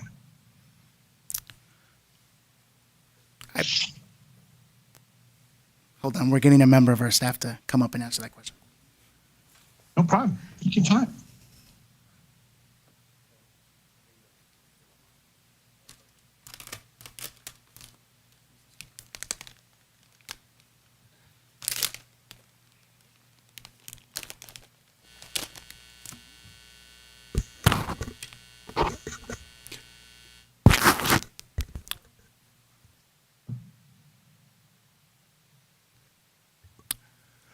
Good evening. I'm Scott Planbeck, Deputy City Planner in Community Development.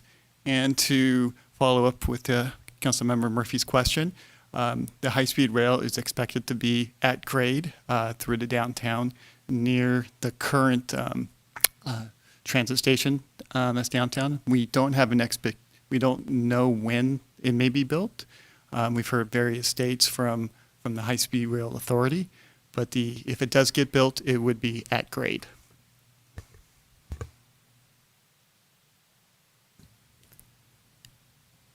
Other comments, questions? Yes, Councilmember Gabeletti. Thank you, Madam Mayor. I think, am I getting an echo? Is anybody's mic open? Okay, if you can hear me, great. I wanted to ask, well, first of all, I think it's really a solid approach. And I'm glad to see that the staff and our consultants are starting from the point of developing principles first. Like, what are the 5 to 8 things that we think that this ultimate plan should be tested against, our aspirations for it. But I want to take a little diversion and ask Mr. Palazoides, whom I believe is here this evening. The firm has done many urban design plans, and I wanted to ask him what he saw as some of the real assets in the existing layout of and configuration of our current downtown, and maybe based on his experience also, what he sees are some of the real challenges. So that's my first question. I'm not sure why my image is not on. Your mic is on. But my mic is, so I will try to answer you directly. There are both important opportunities and some serious challenges that we have to face in the scheme. I think probably the most important challenge is the bifurcation of the downtown into 2 parts by the Golden State Freeway and the difficulty of getting to the transit station from east to west. I think that will require a great deal of effort in trying to understand how to do it in the most effective way, and how to really make sure that the arrival by train to Burbank ultimately benefits the bulk of the uses and new activities that take place downtown. The other important challenge is that much of the arterial network of streets downtown is too wide, does not possess the right amount of streetscape, and it generally lacks the kind of character that most great downtowns in the region have. So we're going to pay a great deal of attention with our landscape architects to make sure that the right-of-way is developed over time in a more presentable and effective way, effective from the point of view of providing shade, minimizing the sense of or the lack of identity and the sense of needing to be someplace in particular while walking through downtown. And perhaps the third most critical question is that the mall interrupts the current identifiable center of your downtown on San Fernando Boulevard, and whatever happens to that mall, whether it gets redeveloped or the street goes through, whether any other kind of transformation of it happens, it represents, I think, ultimately the greatest challenge and the greatest opportunity because the project is of such a magnitude that has to be very, very carefully resolved in planning and design to make the kind of difference that it needs to in re-establishing and recasting the downtown as a great place. I think the greatest opportunity of all, although it doesn't sound like kind of it very much is there's so much undeveloped land downtown. There's so much of it. There can be so many great buildings introduced, buildings that are in balance with each other, which behave beautifully from an urban point of view, configured along blocks, and which bring people downtown to strengthen the sense of its place and the way in which its businesses work, and the way in which, in the end, the city benefits both from an identity and from a financial perspective. But Burbank has an extraordinary name, of course. It's very much of a destination address in the course of life in Southern California, not only for those who live there, but also for everyone else, for visitors and for people who understand it as a destination. And there is no question that through this plan, it is very much possible to make it stronger, to make it better, and to make it more of an important and memorable place among maybe half a dozen other in the pantheon of Southern California cities. Thank you. I really appreciate you sharing those thoughts with all of us, because sometimes, I mean, we go and use it and we don't think about how it could be more connected. So I'd like to ask a couple of other questions of staff. And Mr. Bichette, it's wonderful to see you tonight. I haven't seen you for a long time, so thank you for your presentation. With that in mind, with the mall that was raised by Mr. Palazoides, I have maybe two thoughts or questions around that. Will this study look at options of reinventing the mall, even at the conceptual level, if not a specific level, number one? And number two, when we look at the Civic Center, what are you thinking with respect to creating new civic open space? We've had discussions in the past about the administrative services building, the library, the parking lot, really being reinvented as well, so that it becomes more of a true civic space, somehow connected with our city hall as well. So those are just your thoughts on that, please. Okay, I will do, Council Member Gable Letty. Excuse me. To your first question about the mall, it is one of the opportunity sites that we are studying. And initially, we were only looking at the actual enclosed mall site, but we have since expanded it to cover the entire planned development area that would cover the Burbank Town Center. So not only the mall site, but the kind of sites that are across on First Street and that kind of surround the perimeter of the mall. And then to answer your second question regarding the Civic Center, that is also one area that we will be looking at. We, at this point, are in the process of kind of working with the consultant to kind of look at different strategies of how to best capitalize, not only on the location of the existing buildings, but on the possible relocation of the library, and then, of course, accommodating public park or public open space. That would be one of the big components, and then also putting in or relocating the library. We will be using the kind of past Civic Center plan kind of as our base, but then this plan will also explore some additional uses and some additional options for us to consider. Well, that's very encouraging. I think what the consultant pointed out, and you're aware of, is that there are a lot of parking lots. There's a lot of open area in downtown. We, the city, owns at least one of those lots. So I just share with you the thought that I hope we're thinking about how we can leverage the real estate that we, the city, own in a way that enhances open space or is done as a land swap, or just the tools that we have direct control over that we can also use to create a better downtown. And then the last thought I'll leave, and I'll be finished, Madam Mayor, is the other thing about this area on the east side of the freeway, which has always struck me as a real design challenge, is that it all gently slopes from Glen Oaks down to First Street.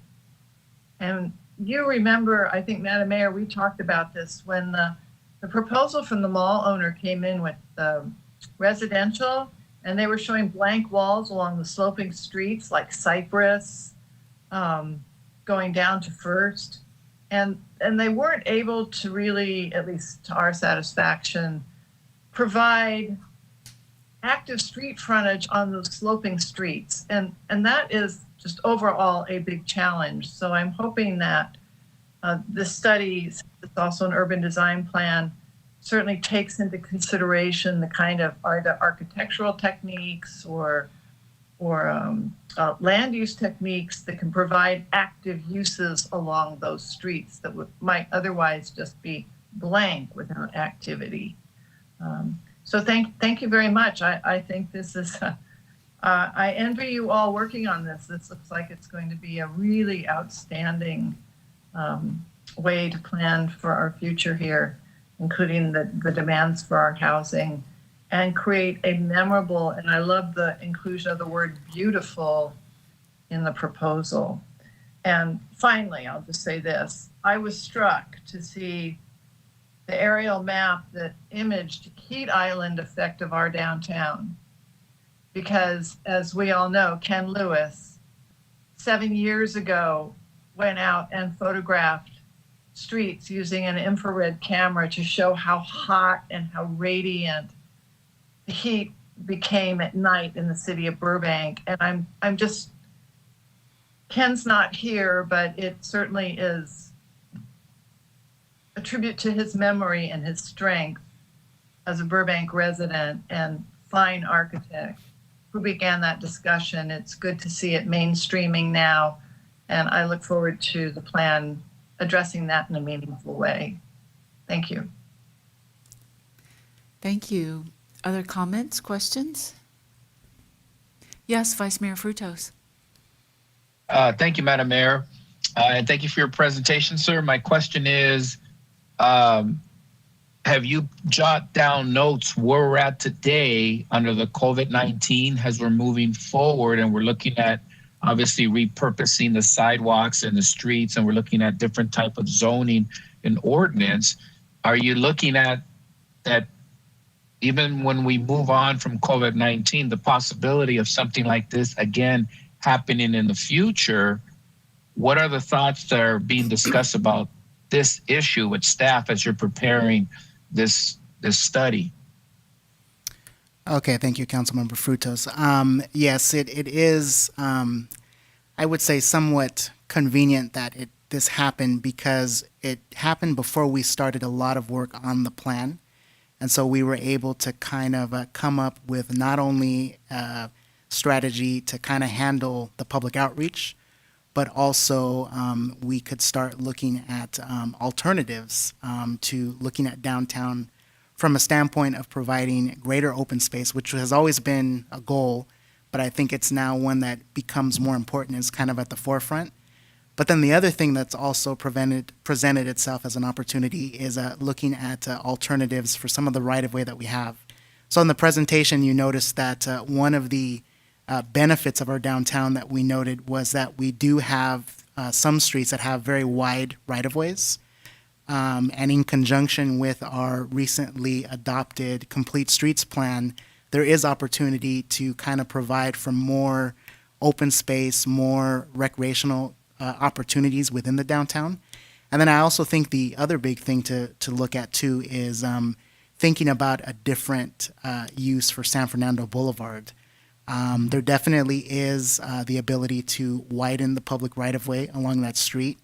And as we've seen, there is now kind of a public kind of proposal for using that street, not just for cars, but also for pedestrian activities and the ability to allow businesses to continue operations should we have future outbreaks of this virus. Thank you. And I agree with Councilmember Gavoletti's points about the mall, but I'll take it one step further. Obviously, you're also talking about North San Fernando, but is the study going to be also looking at the old Kmart property, the Chinese buffet, the Ralphs, literally looking at this whole bigger picture than just looking at downtown Burbank? Yes. So are you also looking at it south, all the way behind the courthouse? And now that the Boys and Girls Club is moving into the old Salvation, we're also extending it in that area, the study? Yes, so it will actually include those sites, and the sites that you bring up are also opportunity sites. So the majority of the opportunity sites occur kind of north of the mall. So the mall is the largest one, and then along that San Fernando corridor, once we get beyond the mall towards the recently completed Empire Interchange, those sites that you called out are included as opportunity sites. We also have sites that are kind of south of the mall and south of the Civic Center area, like the old Foster Freeze site, the Salvation Army site. So those sites will be also counted as opportunity sites. And then we also have a site on the western side of downtown along the Victory and Olive corridor for that site right there on that southeast corner to be identified as an opportunity site as well. Great. Let me see. Okay, that's answering. Okay, I'm still always trying to talk about a trolley bus type system, because as we're looking forward, I think one of the things, and I use Santa Barbara as an example with their little electric trolley bus that they have there, that as your study moves forward, I would like to see the feasibility of an electric type trolley bus. So if you're arriving the Empire Center and you do your shopping, you can leave your car there, jump in this fun trolley bus type system that will bring you to certain parts within downtown Burbank to move people about. Because one of the problems that I see is that in order to get people out of the cars,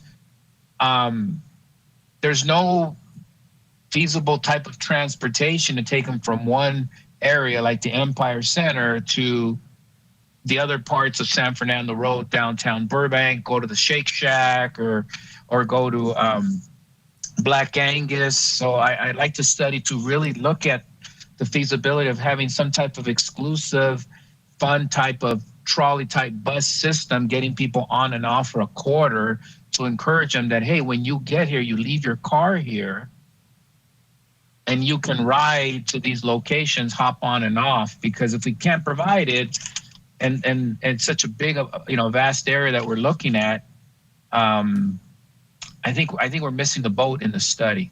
Those are just my 2 cents on this topic. I see Mr. Ramirez in the background there.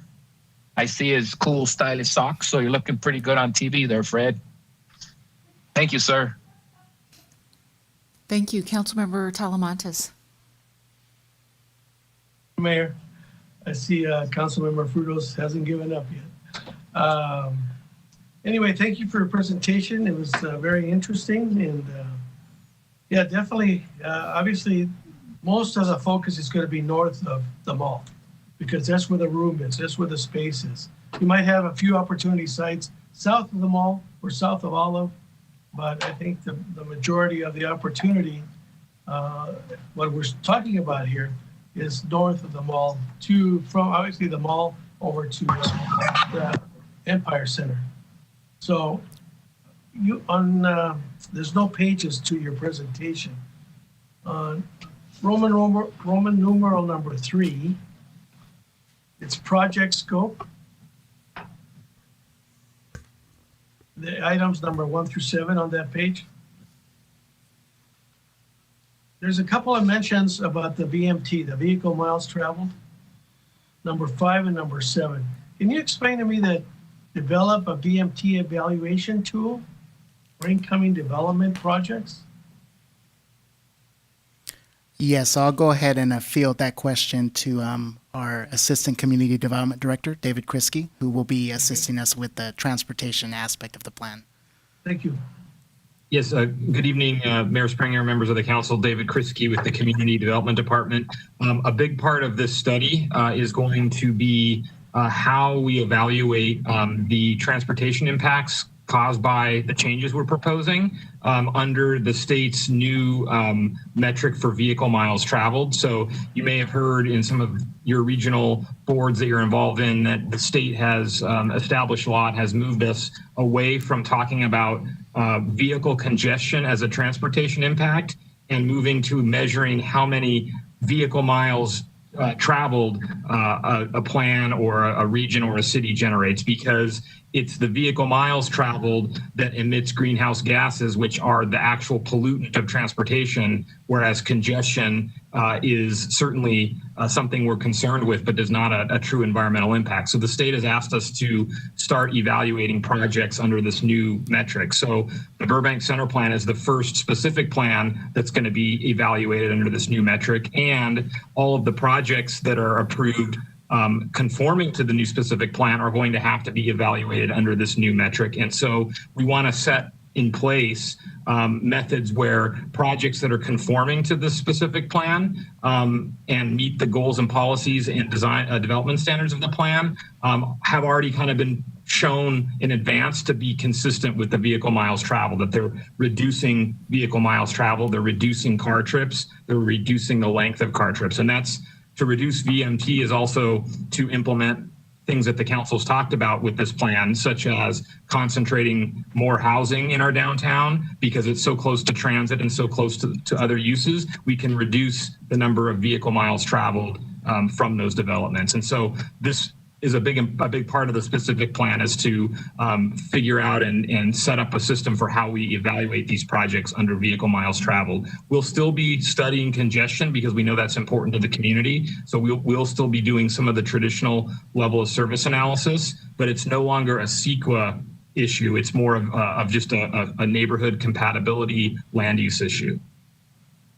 Okay, thank you. In regards to the RENA numbers, I know there was a question earlier about RENA when our legislative people were on with us. And I know Councilmember Gabe Valetti was there at the regional council when we were talking about RENA. And RENA was not so much the numbers, but it's the process that they came to those numbers. That one was being questioned by SCAG, and a lot of the membership was questioning the process that those numbers came about. Obviously, everybody was stunned by the high number of the numbers to each the majority of the cities. But the question was, the process that the state came up with those numbers. And that's what I think is being questioned by everybody. But anyway, it looks very doable. It's going to take, like you said, a few years. But what is it? 12,000 units in 15 years. So let's go ahead. Let's move forward with it. Thank you very much for the presentation. Thank you. Councilmember Murphy, do you have comments? No, I had a comment and a question there. I'm done. Thank you. Oh, okay. Thanks. Thank you. I have a few comments. The closure of San Fernando has been kind of a little pilot project for us to see the impact of closing the street down, and we have residents who are using it as kind of a linear park. I was speaking with a young family on Saturday, and they go down, and mom and dad maybe sit in one of our tables, and their youngest child has a push bike, without pedals. And the way it's set up down there right now, the tables don't go all the way to the center line, and so the children can use the middle, and on their bikes they aren't going fast, and so they can sit and they can watch their children, and it's kind of a very nice family night out. So moving forward, I think about, for example, like Palm between 3rd and San Fernando, and the restaurant, 3rd and Palm just struggles there. And we have a new restaurant in the market coming in, but maybe there's some opportunity there because it's so wide and it's really dead ends into San Fernando, or it does now, but maybe we could do something similar to enable those businesses there to really thrive, especially like at 3rd and Palm. And look at the others too, like Orange Grove, and slow the traffic down, whatever is decided for those through streets like Olive and Orange Grove, just because the interface of, and you mentioned that, of pedestrians with very fast moving cars, if that's really a critical consideration. And so the opportunity for linear parks, I think, is there to add more open space, because our families are using it right now in San Fernando. And moving forward, I know when we approved like First Street Village and 777 Front Street, we included CARB guidelines, California Air Resources Board, and we required like MERV 13 and MERV 15 air filtration for freeway proximity, because the air isn't really clean down there, as your slide showed. And so if that could be written in, maybe it is written in our code and our guidelines, but if that could be included. And as Councilmember Gabalotti noted, the dead space on critical street frontage that's lost to parking podiums or just blank walls, the back of buildings, the sides of buildings. And I'm wondering if some of that space can be reclaimed, some of that, the blank wall, maybe the first level of parking. I think about San Fernando between, I guess it's Angelino and Verdugo, and it's a very pretty street, but one side of it is just lost to this giant parking garage. And even on the left side where the apartments at Avalon, I think, to me, it's wasted space. And if we don't need as much parking moving forward, if some of that could be reclaimed in some way. It's beautiful there. It's tree lined. It's a nice pedestrian area. And also, I wonder about mixed use and we've kind of always thought about it of a mixed use building with retail, some other kind of use on the first floor and then residential up top.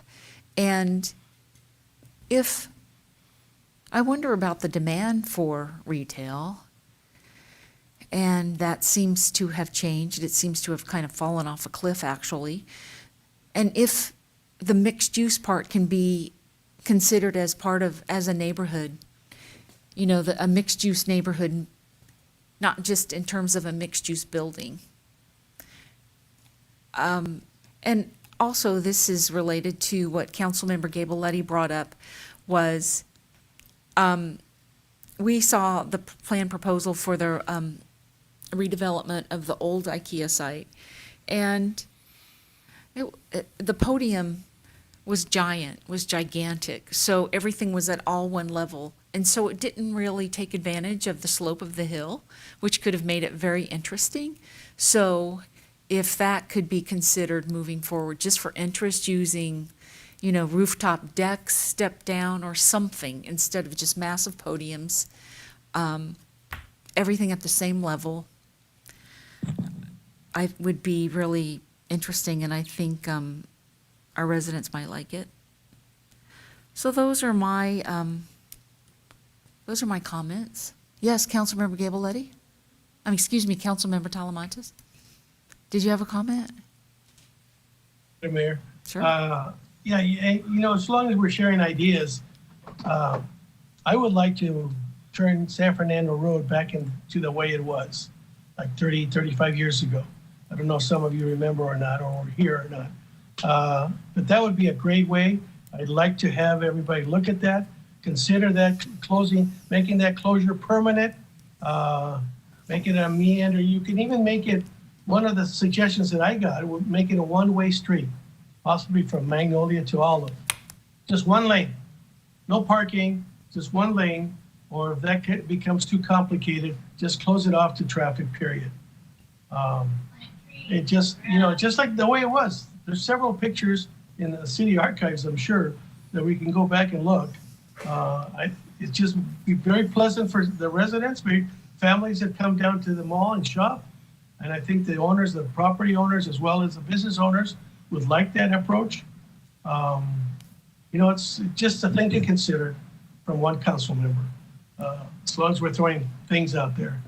The other thing too is that about 30 years ago, that area where, I don't know if some people might not remember, Fire Station 1 was facing Olive, right below Glen Oaks, between 3rd and Glen Oaks, up close to the corner of Glen Oaks. There used to be a gas station at Glen Oaks and Olive. When I came on the job, that was the fire station that I started at. It's no longer there, but the vision was that we're going to make that into a civic center. We're going to move the library to this corner of Glen Oaks and Olive and make it into a civic center, walking, you know, have some bench tables there, picnic tables, and the meandering for the community, for the business people that are in those buildings, as well as the residents, obviously.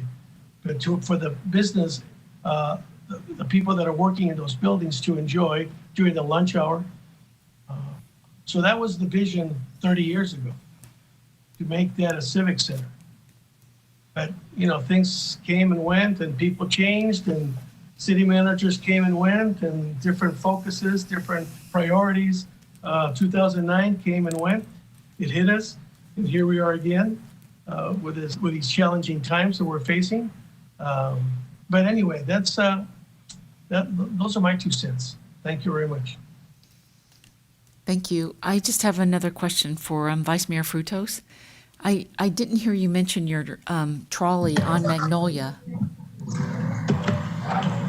Oh, well, that would also be included, but let's first get a trolley. So as they're doing the study, I wanted to see what type of public transportation comes out. Hopefully Dave Krisky gets the hint that a trolley would be an awesome thing to have to move people around.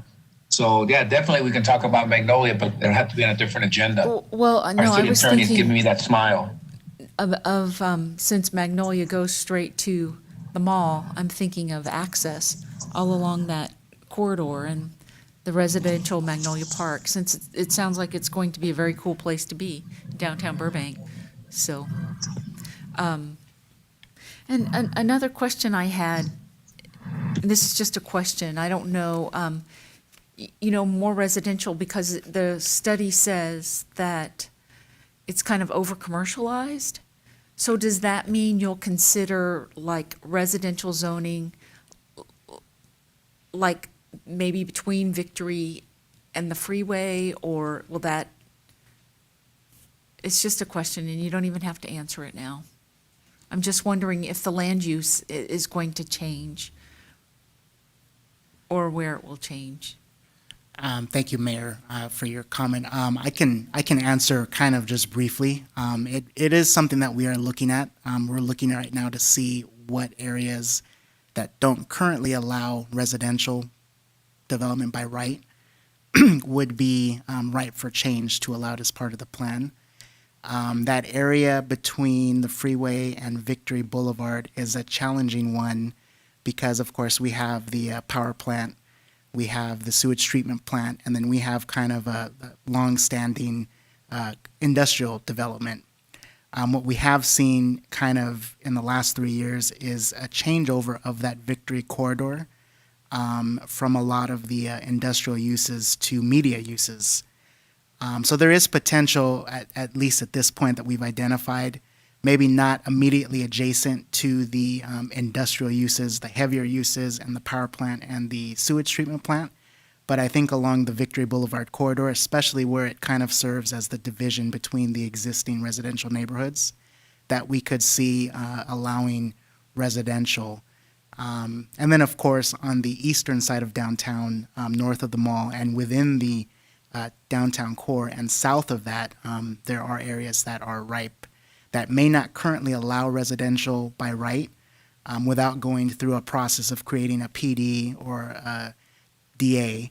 But we are looking to create the ability to allow that residential development to happen through an objective process with an objective set of standards, and looking at kind of easing the entitlement process for them to get that accommodated.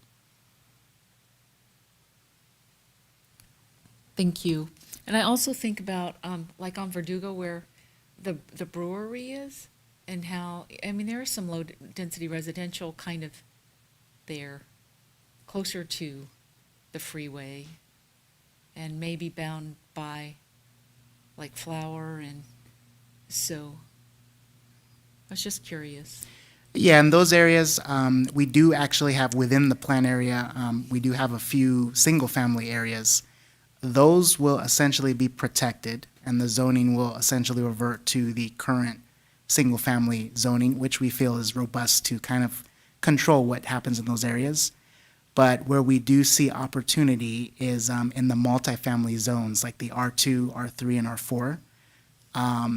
We are using not only this specific plan, but also the Golden State specific plan, because it does have a similar arrangement of existing multifamily zones. To kind of serve as the pattern for how we accommodate growth, residential growth in those neighborhoods. At the same time, not only protecting what is essentially and existing in those areas, because a lot of times they have existing single-family uses. So we want to protect those uses as much as we can.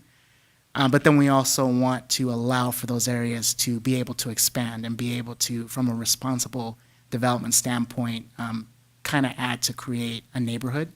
And then, of course, we also want to make sure that we're protecting the existing neighborhoods that surround the project site. Okay, thank you. I think that's, I just another comment that if doing this, if we can do what it takes to allow and encourage and incentivize for sale housing, because that's really missing.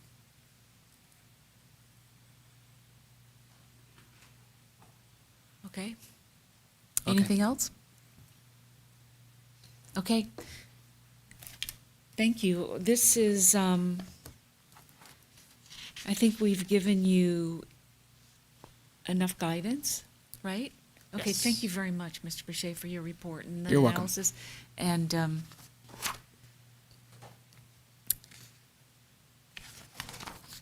thank you. We'll move on.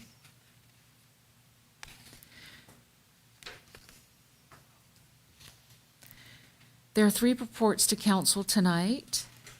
Our first report is for an appointment to fill a vacancy on the Park, Recreation, and Community Services Board for an unexpired term. Will City Clerk Zizette Mullins please present this item?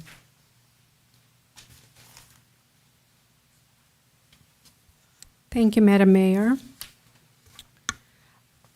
On September 11 of this year, the city clerks began advertising and accepting applications for the vacancies on the Parks and Recreations Community Service Board for the unexpired term ending July 31st, 2021, created by the resignation of Lucy Bordoff. In order to obtain qualified candidates, a notice of unscheduled vacancy was advertised through the city website, the city council meeting announcement, all social media platform, press release to LA Times, Burbank Leader, and myburbank.com. Notices were also posted at City Hall, the Burbank channel during city council meetings, and community groups and organizations. The deadline to submit the application to the city clerk's office was on October 12th at 5 p.m. The city clerk's office received 3 applications. The first applicant is Lori Durbin, Joey Hargrove, and Elise Stearns Neeson. The applications are listed in the order received. If council is ready to start the vote process, I'm happy to go ahead and do it right now. Ready? Yes, Okay. please. I'm going to read the 3 names to the record again, and then we'll take the vote one at a time. The first one is Lori Durbin, Joey Hargrove, and Elise Stearns Neeson. Right now, I'm taking the vote for Lori Durbin.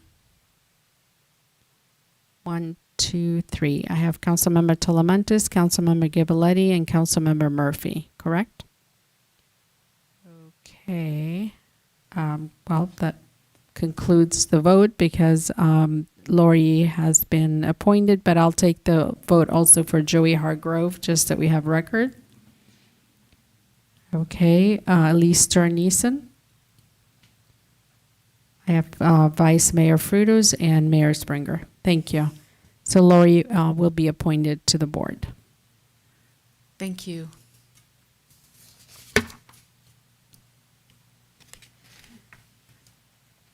The next report is a presentation of Burbank Water and Power's Wildfire Mitigation Plan Independent Evaluation. I'd like to invite Burbank Water and Power Transmission and Distribution Engineering Manager, David Hernandez, to please present the report.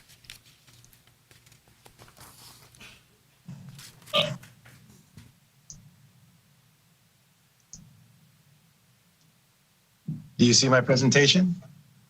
Yes. Great, thank you. Good evening, Madam Mayor and council members. My name is David Hernandez. I'm the manager of the T&D engineering section at Burbank Water and Power.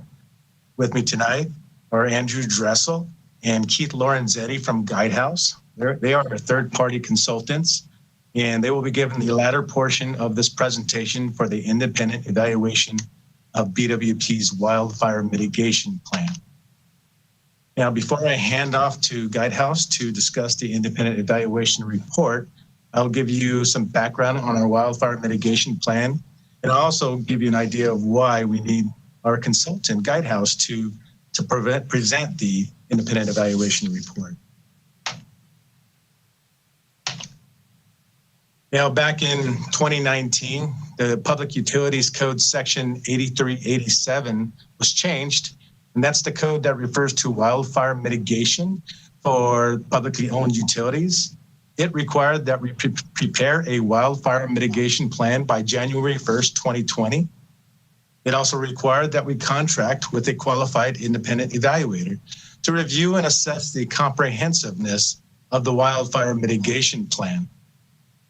We also have to have our independent evaluator issue a report, make it available on our website, and present that report to our PUU's governing board, which is you, our city council.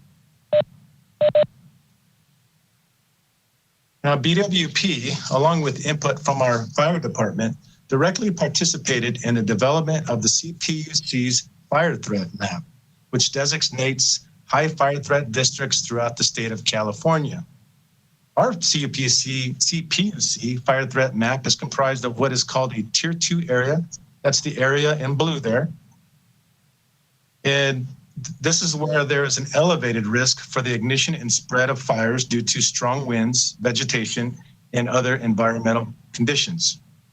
Now, the CPUC also designates what's called Tier 3, and that has an extreme fire risk, but BWP does not have any Tier 3.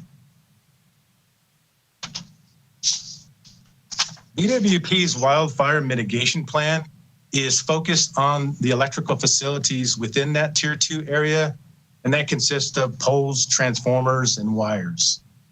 And just a brief note, in case you were wondering, BWP does not have any electrical facilities in the Griffith Park area just south of Burbank there. Now, there are a lot of components in the wildfire mitigation plan. Just a few of those major components are a site fire environment assessment. And we performed this assessment with a third-party consultant who was considered a fire expert, as well as consulting with our fire department. And they looked at the surrounding terrain in the Tier 2 area, vegetation, fuels, and regional fire history in that Tier 2 area. We also performed a risk analysis of our electrical assets so that we could understand how a potential ignition of our electrical assets could potentially be an ignition source for a wildfire. And we use the risk analysis to drive the mitigation activities that are laid out in our plan. And that helps, again, to reduce the risk of wildfires being caused or ignited by our electrical assets. Lastly, the plan includes performance metrics, which are what we use to analyze the effectiveness of the plan. And these metrics will help us to adjust the plan on an annual basis. Back in December 2019, BWP presented its wildfire mitigation plan to the City Council. In June of 2020, we submitted our wildfire mitigation plan to the California Wildfire Safety Advisory Board. Now, this is an annual requirement for us to submit our WMP by July 1st of every year. Earlier this month, we presented our independent evaluation report to our BWP board and received some good comments there. And now we're presenting the independent evaluation report to you, our governing board, the City Council. And just as a heads up, I will be back in a couple of months to present the update of our wildfire mitigation plan, and that is an annual requirement. With that, I'd like to hand off to Andrew Dressel from Guidehouse. Thank you, David. Thank you, City Council, and it's a pleasure to be with you tonight. As David said, my name is Andrew Dressel. I'm here with my colleague Keith Lorenzetti. We're from Guidehouse Consulting. And with respect to our role as an independent evaluator, this is now the 13th independent evaluation that we've performed for publicly owned utilities throughout the state of California. Next slide, please. So our scope and approach, as David mentioned, we are required to determine the comprehensiveness of Burbank Water and Power's wildfire mitigation plan, as that is required by the California Public Utility Code, Section 8387, and present this report or our report publicly, which is now on the website, and give this presentation. We approach this report by looking at the wildfire mitigation plan through two lenses. One, we assess the compliance elements against the Public Utilities Code. And then we also took a second pass through and assess the plan elements against industry practices and standards. Next slide, please. Next slide. So our evaluation results. Burbank Water and Power has addressed each of the mandatory requirements in its wildfire mitigation plan. They've analyzed and prioritized its territory residing within the Tier 2 high fire threat district. So beyond the Tier 1, Tier 2, Tier 3 that David had just mentioned, they further subdivided that area to really pinpoint their efforts to address the areas with highest risk. They also implemented many industry best practices to prevent and mitigate against the impact of wildfire, including situational awareness, including weather stations that they've brought in, high quality inspections and pole loading assessments, operational changes like blocking reclosers during red flag warnings, and very strong vegetation management practices. Next slide, please.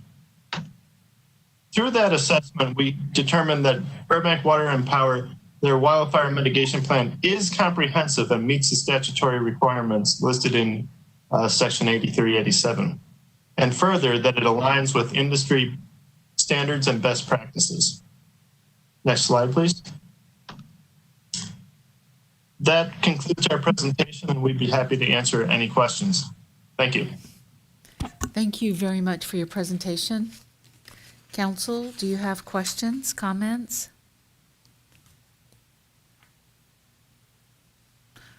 Okay, thank you very much. So I think that's all you need from us is, Mayor, I have a question. sure, I can't see you, but please ask. Okay, I've got a question in regard, thank you for the presentation. In regards, you mentioned about the site fire environment. You said that you had hired an expert. Right. We hired with a third-party consultant, Dudek Associates, and they were fire science experts. That was their background. But not only that, we did consult with our fire department as well.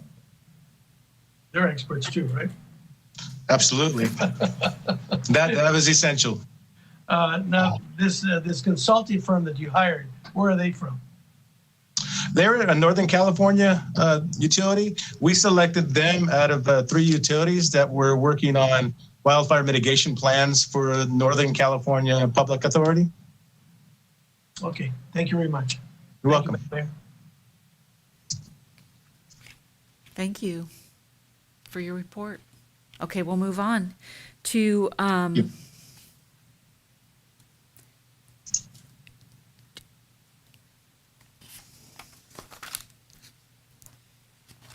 third report is for approval to reestablish power disconnections for extra large, and medium commercial customers in arrears. Will Burbank Water and Power Assistant General Manager of Customer Service and Marketing, Dan Tunnicliffe, please commence the presentation. Thank you, Madam Mayor. Good evening, Madam Mayor and City Council. My name is Dan Tunnicliffe, Assistant General Manager of Customer Service and Marketing. Tonight before you is a presentation to approve BWP to resume power disconnection and late fees for extra large, and medium customers. Could I have this? Is the slide back up?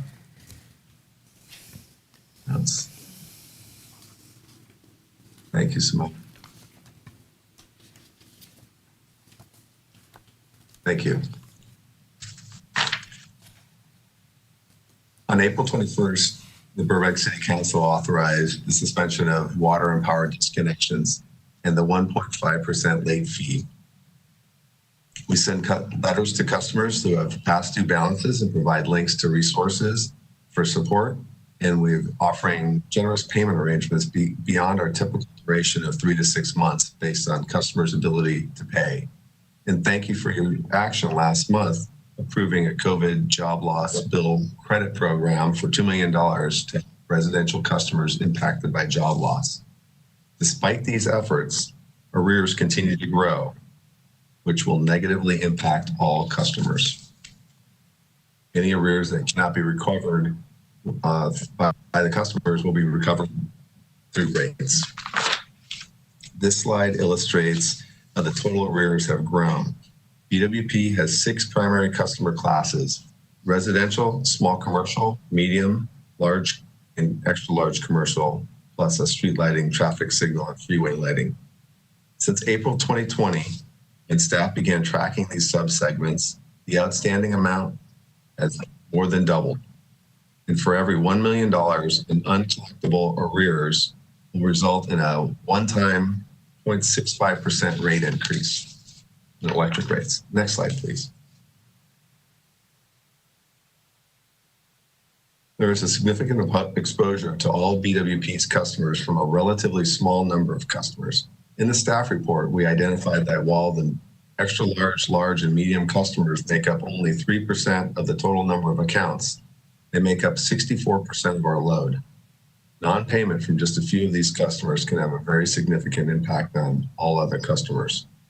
We have afforded these customers more than 6 months of protection from late fees and shutoffs to date. Next slide, please. This slide further illustrates that the actions of a small number of customers have a very significant impact on revenue shortfalls, which will ultimately impact all customers. We believe that without disconnection and late fees in place, BWP will not have the leverage necessary to engage with customers to establish payment arrangements if they have difficulty paying their bills. To illustrate that point, we've had 30 residential customers and only 1 commercial customer that's entered into a payment arrangement since the start of the pandemic. This time, we believe it's prudent to reinstate disconnections for extra large, large, and medium customers. Next slide, please. So who are these customers? This chart depicts the customer classes that we're speaking of tonight, with the number of customers, their average monthly electric bill, and the examples of businesses. For example, extra large customers, typically hospitals, data centers, large campus studios, and have very significant average monthly bill of $126,000. Large commercial class made up of grocery stores, large office buildings, medium, large restaurants, printing shops, banks, and markets. And the small customers are not impacted by our request this evening, but make up small coffee shops, restaurants, boutiques, small professional offices. It's important to note that while the average monthly electric bill is depicted here, there's a very large range within each group. For example, the extra large customers, we have a high bill of nearly $500,000 and a low of $40,000 for that class of 156 customers, and that's on a monthly basis. Next slide, please. We saw a peak customer arrears in September of $2.7 million. These numbers are for October 5th. However, the peak arrears was $2.7 million in September. Commercial customers hit this peak, and in the extra large segment, 8 customers alone were responsible for almost $1 million in uncollected revenue. We took advantage of personalized outreach, and BWP was able to collect on the customer debt. However, there's a very significant exposure exists in this class, in these classes. The vast majority of these customers are paying on time. Next slide, please. So looking further at which customers are responsible for the outstanding debt, 65% of the debt in the extra large, large, and medium commercial customers is taken up by 10 customers. And as you can see, they range from extra large, large, and medium throughout. Not all of these customers are single accounts. There's a couple that are aggregated here. To illustrate the point, it's a small number of customers that are really impacting the outstanding arrears. Next slide, please. This chart depicts BWP's commercial customer collections activities since the stay-at-home order started. So the first time frame, March through May, it should be March through present.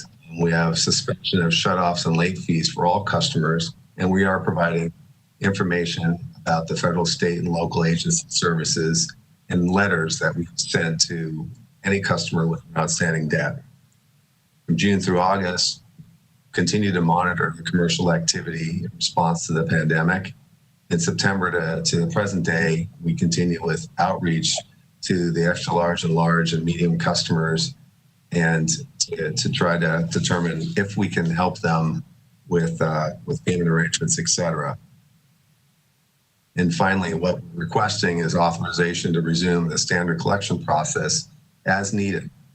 By no means are we planning on December 1st on day one to shut off these customers that have outstanding debt. We are looking for authorization to use the leverage of disconnections and late fees to encourage customers to enter into payment arrangements. And on October 1st, the BWP board voted 6-1 to recommend that the City Council approve BWP resuming these disconnections. And the one dissenting board member felt that the action was premature since there's still yet a lot to be learned and parts of the economy to be reopened. So he felt that that we should forestall initiating this action. Next slide, please. So what are some of the actions our peers are taking? This is a very dense slide, so I apologize for that with a lot of small print. We've really pushed the envelope in Burbank on being generous in helping customers. As you can see, the program that you authorized last month as the most generous offer to help residential customers during this pandemic. City of Colton is also a smaller peer. They offer $150 per residential customers. And what's important to note, they did not turn off or they did not suspend shutoffs for commercial customers, as well as Southern California Edison at the bottom. Medium, large, and extra large customers are in a business as usual. They've been shutting off its customers as necessary for past due amounts. We continue in Burbank to work with other departments within the city. In fact, yesterday, BWP met with the Community Development Department to look at other opportunities to develop potential programs that may be able to help some of these customers, some of our customers that need assistance during the pandemic, leveraging community development block grant funds. Again, initial conversations started yesterday, and we're continue to look for opportunities to help customers. So last slide, please. Oh, is there not one more slide?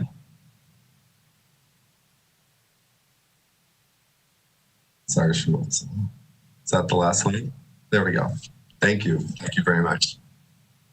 So our recommendation, my recommendation this evening, and our recommendation is to authorize Burbank Water and Power to resume power disconnection and late fees for extra large, medium commercial customers effective December 1. As I mentioned earlier, we're not planning to turn off all customers on day one. Plan on using this authorization as a tool to encourage customers to enter into payment arrangements. With that, take any questions.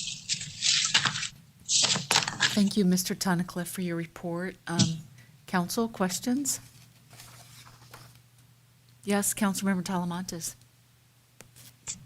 Madam Mayor. Mr. Tunnicliffe, thank you for your report. I have a question in regards to page 2 where it says background. I guess I might be page Yes.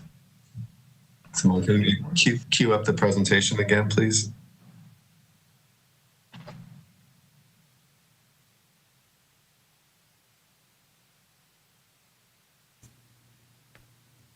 It's coming.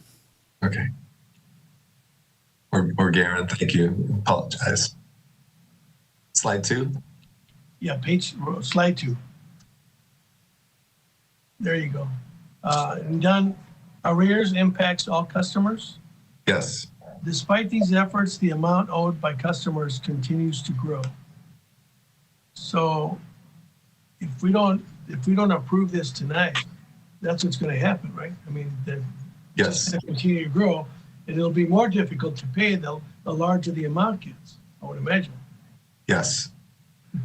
In the next sentence, arrears that cannot be recovered will be recovered through rates by all customers.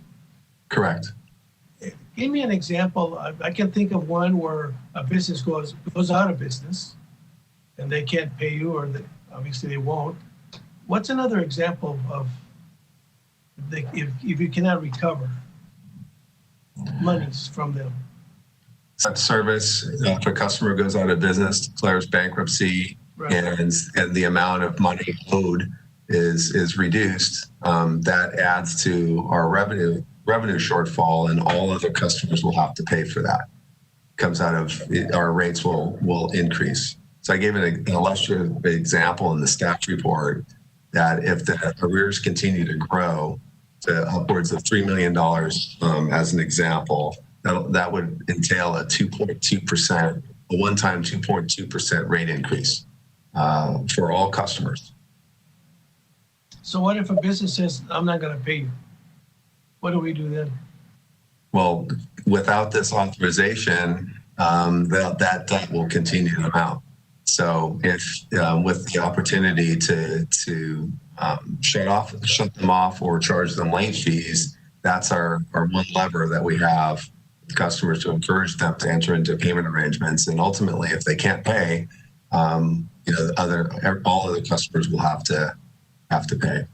And like you mentioned in your report, we're going to make all efforts before we talk about shutting everybody down. Exactly. We're trying to work some kind of payback or some kind of payback plan, right? Right. Because if we shut off the power, it's not in our best interest because we're not selling electricity.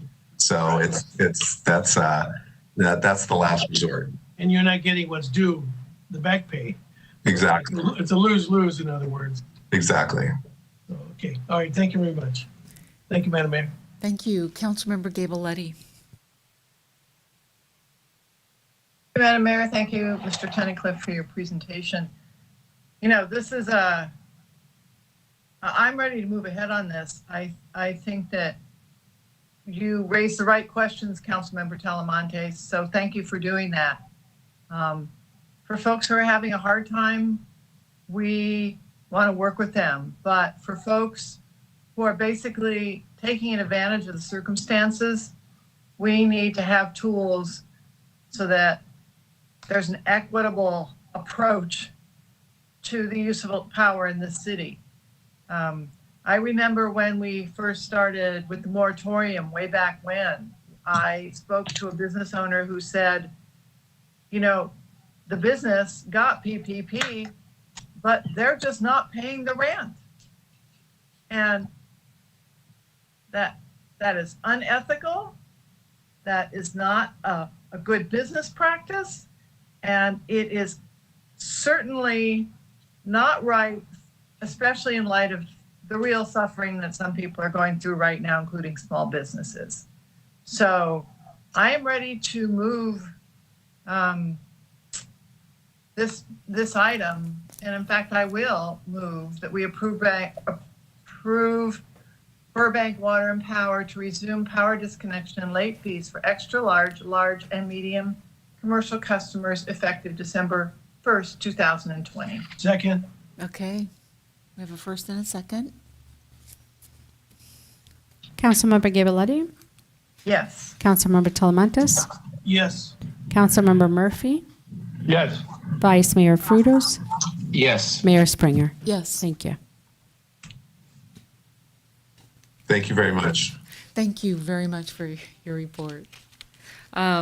Okay, so now we go back to consent item number 3, which was the adoption of a resolution approving amendments to the existing license agreements with the city's transit advertising vendors for bus shelter and transit vehicle advertising programs to temporarily reduce revenue share payments to the city of Burbank and authorizing the community development director to execute amendments. So, Councilmember Talamontes? I'd like to have a report on this. Well, just give us the Reader's Digest version. And bottom line, how much it's going to cost? Yes, Mayor Springer, members of the City Council, again, this is David Kriske with the Community Development Department.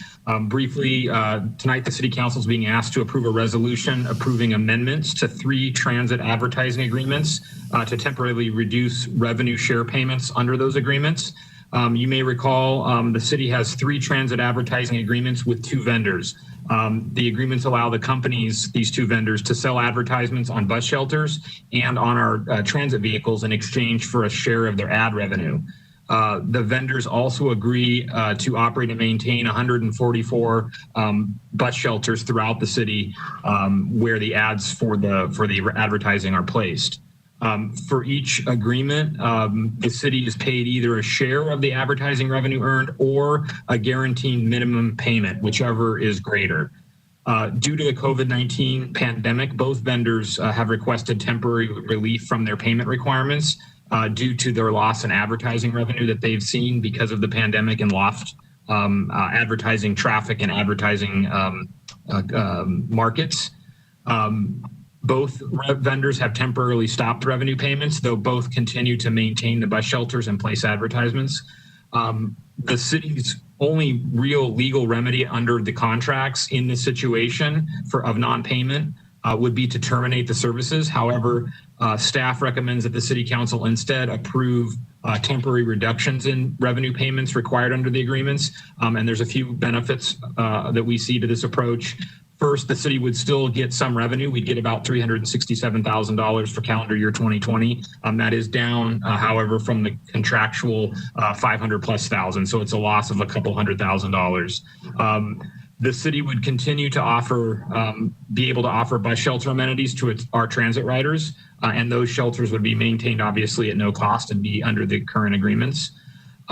We think that keeping the agreements in force rather than terminating them would simplify returning to business as usual once the pandemic subsides, and preserves the relationships we've had with these vendors for I think over 20 years for both of them.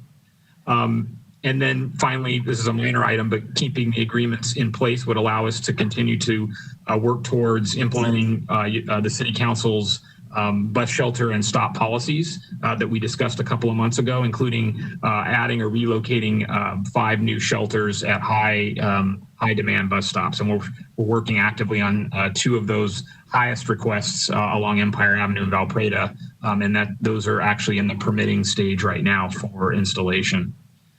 So based on all of this, staff recommends the City Council approve amendments to all 3 of the agreements to reduce the revenue payments that they would be required to pay us from July 1st to December 31st of 2020.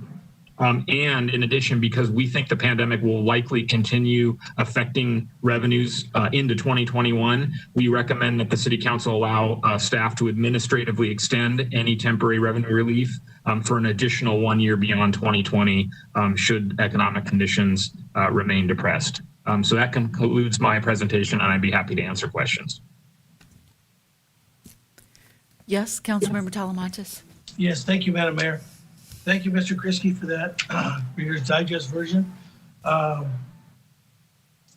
just had a few comments in regards to the staff report where it says on page 1 of the staff report at the bottom under background, it says that revenues generated from the city's transit advertising programs are deposited in the city's general fund and used to offset the cost of Burbank bus transit operations in accordance with the City Council policy. Are there any monies coming from this advertising revenue set aside for state of good repair of these shelters? Or I know the majority are under contract, but there's some that are not under contract, right? Right. So we don't have any monies because everything's going to the general fund. We don't have any money set aside for state of good repair for the other ones that are not under contract. So for one of the bus contracts, the one that you recently renewed for 3.5 years, about a year ago, when you approved that contract extension, you asked staff to, although the money is being deposited in the general fund, to set that funding aside and use it for transit operations. And so transit operations could include our buses. It could also include improving non-shelter maintained stops. So the ones that have just the benches, the trash pickup. And so those funds for that contract, you did ask for us, although they're going into the general fund, to use them to offset transit. The transit vehicle advertising agreement, that one too, you asked that those funds are actually deposited into local return. So those are set aside for transit offset. The transit vehicle ads, though, it's a brand new contract you reestablished about a year ago. It got going for a couple of months and then COVID hit and it got suspended. But those funds are also earmarked directly for transit services. The oldest of the bus contracts, the one with Outfront Media that hasn't been renewed in a while, you haven't formally asked us to set those general funds aside. However, based on your previous direction, as part of the budget, we would request that those funds be set aside for transit services, including state of good repair of stops, as well as our operations. It just makes sense. So we put some of the monies that are being generated by this program back into keeping everything clean, keeping everything up to date, keeping everything for the benefit of our riders, our residents. Can these agreements be reconsidered annually? I mean, since they're asking us to reconsider because of the COVID that we've been in for 8 months, can we come back a year from now and says, you know what, things are getting better. Let's go back to the original contract. I don't want to stay until the 23. It's just too long because if things do get better, you know, I'm a half an optimist, full kind of gas guy as opposed to half empty. Yes. So what do we have to do to make sure that we can do that? So the way we're proposing this be structured is they actually, under the amendments that we're proposing, the base amendments, we're only proposing they get revenue relief until December 31st. And after that, they would go back to business as usual. January 1st, 2021, they'd go back to business as usual and would pay us the full amounts that are in the current contracts. Okay. We think that the pandemic and the depressed revenues will probably go on longer than that. And so we're asking the council to let us potentially extend that relief only up to an additional year. And that would be at staff's discretion.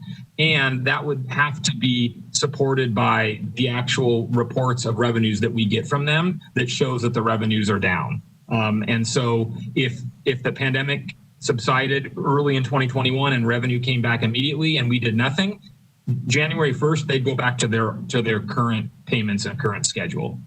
January 1st, 2021.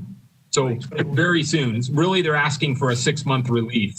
Staff believes, quite frankly, just because of the way things are going, that they may turn around right away and say, we need it again. We need some more time. So that's why we asked for council to let us administratively extend it only up to an additional year. And if I may, can I? Yes, please. No, it's not. Yeah, you're on. I know, but I'm pausing. Back on here. This is. Can you hear me now? Oh, gee. Always too many switches for me. Sorry. All I wanted to add is that to echo what Mr. Kriski said, but also to reinforce that the authority given to the CDD director is up to a year. It doesn't mean he has to give them a full year. He could do increments of 3 months. We can do something that says, we'll give you this, but if this happens, we go back sooner. So there's really a lot of ways to do it. And really what council's voting on right now, as Mr. Kriski said, is really we're talking about November and December, approving what's happened in the past and get us to the end of December, and then staff will reevaluate. But I just wanted to be clear, it's up to a year, but that gives us a lot of room to work on something that makes sense and not doing it all at once, but can be incrementally. So thank you for letting me jump in. Thank you for that. My concern was on page 2 at the top. Page 2 at the top where it said under existing bus shelter and transit vehicle advertising license agreement, the very last sentence of that paragraph, all agreements will expire in 2023. And that's what gave me concern when I'm reading this. That's why I'm asking that question. Yeah, we could have been more clear. The existing agreements under the current payments all do expire in 2023. The reduced payment they're requesting is just for the 6 months and potentially in a year beyond that. But at the complete outside of that, at the latest by 2022, we would be back to full payments for 2022 and 2023. Does it say, Madam City Attorney, does it say somewhere here that up to a year? Anywhere in this staff report?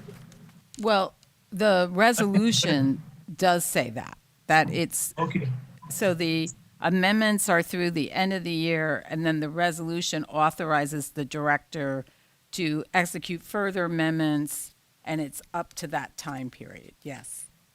So it doesn't say a year, it says up to a year. Yes. Okay, all right. My last question is, Mr. Kriski, you mentioned that cleanliness.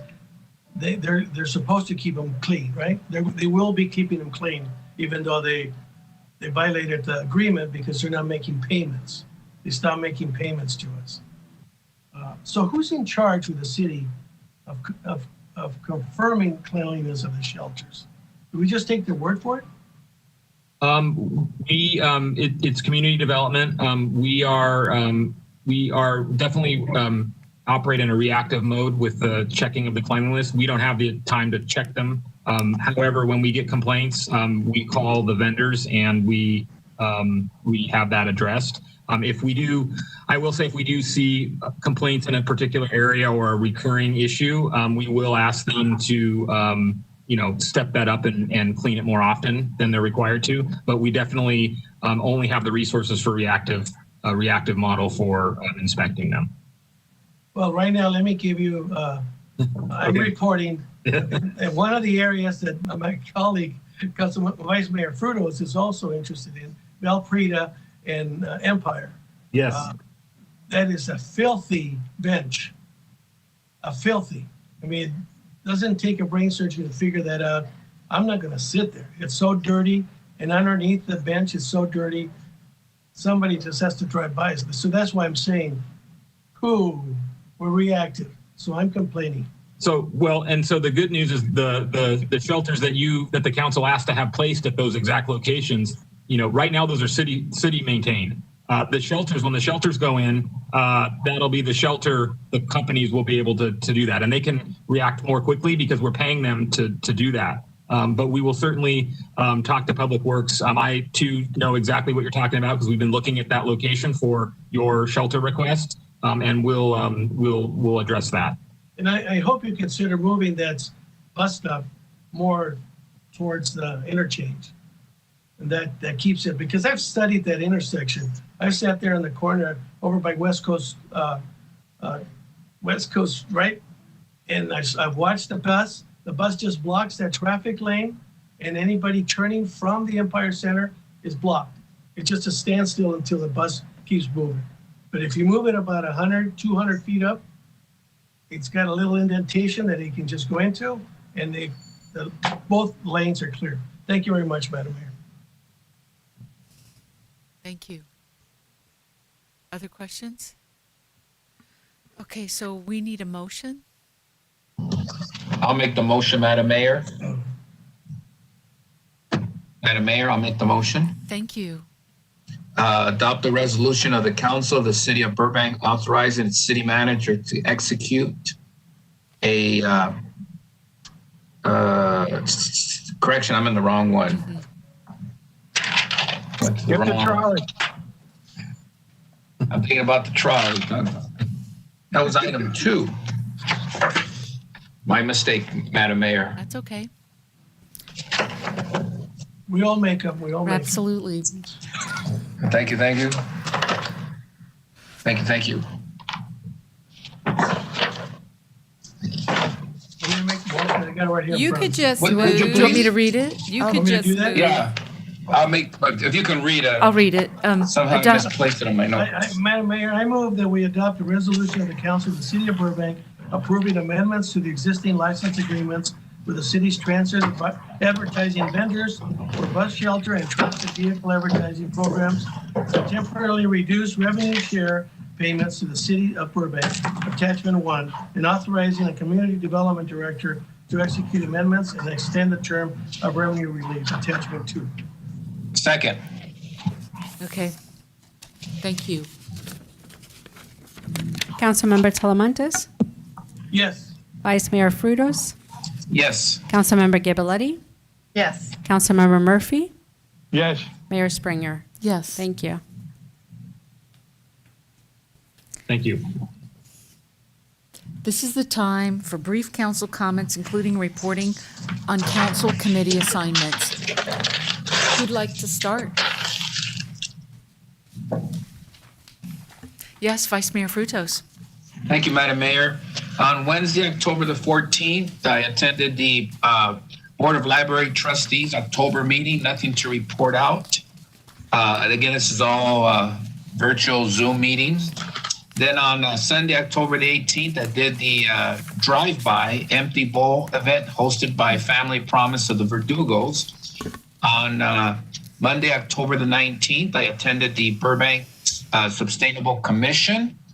The only thing to report out there is they're still revisiting the discussion that we had earlier from our state lobbyists about the plastic bag ban and styrofoam, as they're noticing more and more restaurants are starting to slowly go back to styrofoam.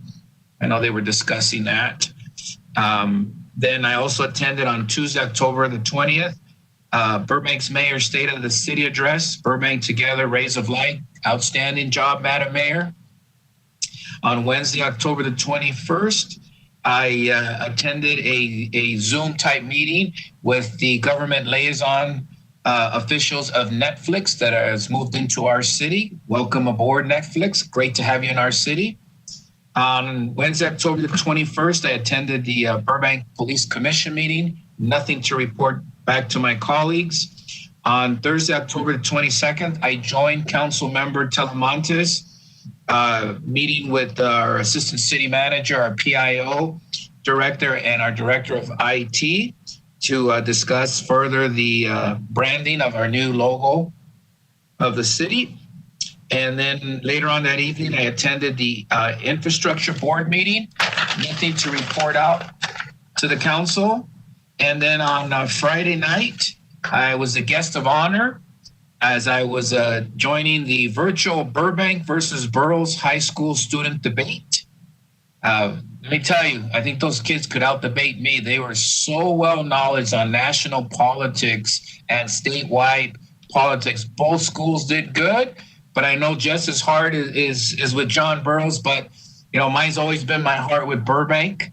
They actually won the debate. So we'll see who takes it next year, Councilmember Talamantes.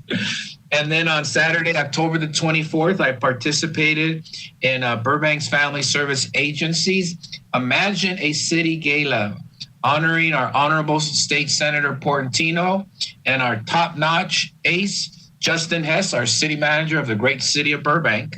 And then on Monday, October 26th, I want to acknowledge our panelists, Councilmember Ghiberletti and our mayor, Sharon Springer, that participated in the Women's Achievers Symposium. And I also want to congratulate our top-notch Park and Recs director, Marissa Garcia, as one of the honorees. But most important, it was really great to see Madam Mayor and Councilmember Ghiberletti participating in this great event. And I was just a spectator on the Zoom. Thank you very much, Madam Mayor. Thank you. Councilmember Talamantes. Yes, thank you, Madam Mayor. Let's see. Back on Thursday, October 15th, I had a meeting with LOSAN, the executive director of LOSAN, and our PIO. We were discussing their public service announcements, and there's a possibility that we can put some of those PSAs on our television to advertise the Coastliner And it just, I mean, it's going to be an awesome way of doing things in regards to keeping them in the public's eye, and hopefully they can start using it more often. This is the liner that goes from San Luis Obispo all the way to San Diego, and it passes through obviously Burbank. Let's see what else. Meeting with Councilmember Murphy, with the police chief LaChaz and his command staff regarding mask enforcement. We had a long discussion on that. I also participated in a drive-by empty bowl event hosted by Family Promise of the Verdugos. I attended the Chamber of Commerce State of the City reception, as well as the State of the City by the mayor. Excellent job, Madam Mayor. I like that address, Burbank Together, Raise of Life. That was awesome. And I also participated, or more listened to, the Burbank Young Professionals Candidates Forum. Let's see, I also, like the Vice Mayor mentioned about, we met with PIO staff and the IT director in regards to branding discussion. I also participated in the California High-Speed Rail Authority, Palmdale to Burbank presentation.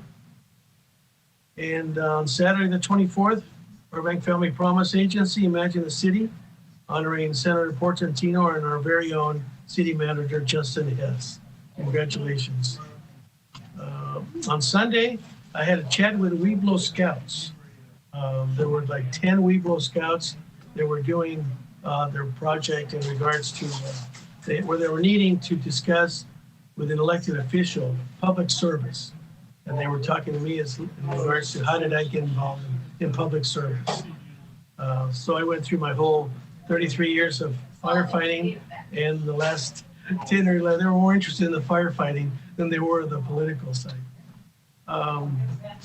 So that was Sunday, this past Sunday. And on Monday, I listened to the Women's Achiever Symposium. Congratulations to Marissa Garcia. She was one of the honorees. And I want to congratulate the mayor as well as Councilmember Gabaletti in their panel discussions. It was very interesting and enlightening to me to listen to the various females elected officials that were giving their perspective on how they got how they got into the political arena and who were their mentors. So it was good discussion. So I want to congratulate them for participating and doing an excellent job representing their city. Thank you very much, Madam Mayor. Thank you, Councilmember Gabaletti. Be brief. I attended all of those things except a couple of them. But I would like to make a couple of comments. One is regarding State of the City. It was just a very excellent job, Madam Mayor. You have been faced with unprecedented circumstances during your term as mayor, and you have accepted it. You've been brave. You've been forthright. You've had to contend with things that none of us have had to contend with. And I think that your presentation and description of the businesses in our community that rose to the occasion of COVID and faced it and transformed their operations, much of the success of the Burbank community over the last year, and then at the same time facing just this 3 times problem of COVID, economic problems, and civil unrest. You did a really great job of handling it and speaking to it, and I want to commend you for doing that and for being brave.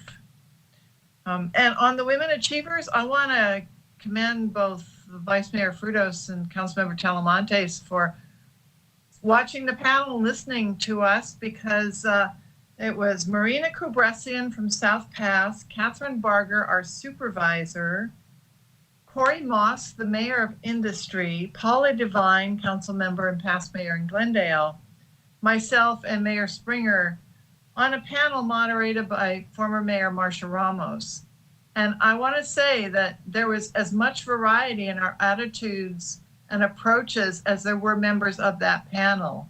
So it was a really enriching experience, and I have a great deal of respect for Mr. Greg Kerkorian, who does the Women Achievers Awards every year and publishes Business Life magazine.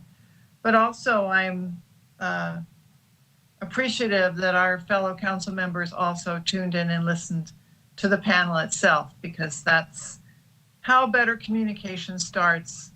And then finally, of course, we owe a great appreciation to Marissa Garcia, who was one of the Women Achievers this year, who is our own Marissa Garcia in the city of Burbank. Thank you, Madam Mayor. Thank you. Councilmember Murphy? Yeah, I went to almost all of those things and a few others and some less. I started with the Burbank Coordinating Council. They had a focus on mental health, and they had a couple of therapists from FSA speak. I also noticed that Marcia Ramos seems to be branching out in her professional life and seems to be becoming a professional moderator. Not only did she moderate the panel with you guys, but she also moderated a panel with Adam Schiff and a public health officer from the federal government, as well as another one with Anthony Portantino, all within the last week and a half. So kudos to her as well. Thank you. Thank you. Thank you for your kind words and affirmation on the state of the city. I do want to give a shout out to our Public Information Office. They just do an amazing job. And so I certainly couldn't have done that by myself. So thank you, PIO. You know what doesn't kill us makes us stronger, right? So I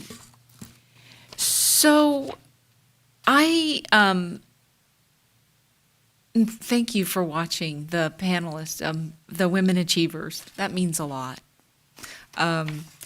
And Economic Development and I have been meeting with some of our businesses, and I'll just briefly tell you about that. We did meet with the airport, and FYI, the business is down 75%.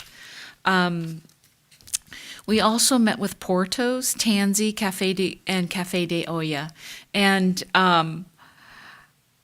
they need our support. They need our business, but I can tell you they're inspirational in how they have transformed the way that they're doing business, and the Economic Development Department will be working with them because a couple of them are actually seeking to expand. Their business has changed, and some of those changes they'll carry forward with them into the future. And so that's, this morning also I met with Nickelodeon and Namies, and they too, very optimistic, very upbeat. It will be a while before people are back to work 100%, but for example, since March, Nickelodeon has hired 200 more animators. So their campus, if everybody had to go back to work, exceeds capacity. And Namies is a cosmetic supply place on Magnolia. It was an expansion from them for Valley Village, and they are so delighted to be in Burbank. And so all of those businesses are very inspirational and very innovative and very entrepreneurial. And so I'm grateful that they're here. So now is the time for introduction of additional agenda items. Yes, Vice Mayor Frutos. Thank you, Madam Mayor. I would like to follow up from the earlier meeting with the state lobbyists that we have. I'd like to ask the city manager for a report on a one-step, two-step to see if we should join Pasadena and West Hollywood and at least have a discussion with the council regarding, basically pushing back to Sacramento. If it's a momentum across the state for smaller cities, because we always keep talking about local control. I don't want to jump the gun. I don't want to say the sky's falling that we can make this happen, but I'd like to see an agenda item so we can have a discussion and see where staff and our legal scholar weighs in of what our options are, if it's worth it for our city. But I'd like to bring that back on a one-step, two-step. And then the second one that I forgot to mention earlier is, I can't see on camera, but Mr. City Manager, you're here, Justin? Yes, I'm here. I wanted to publicly thank you. The neighbors in my neighborhood, which I forgot to mention earlier, wanted to express their heartfelt thank you for the coordination from Supervisor Catherine Barger, Burbank Police Department, to their community outreach team, to the Union Pacific Railroad Police Department, in coordinating the homeless camp that was set up behind Best Buy.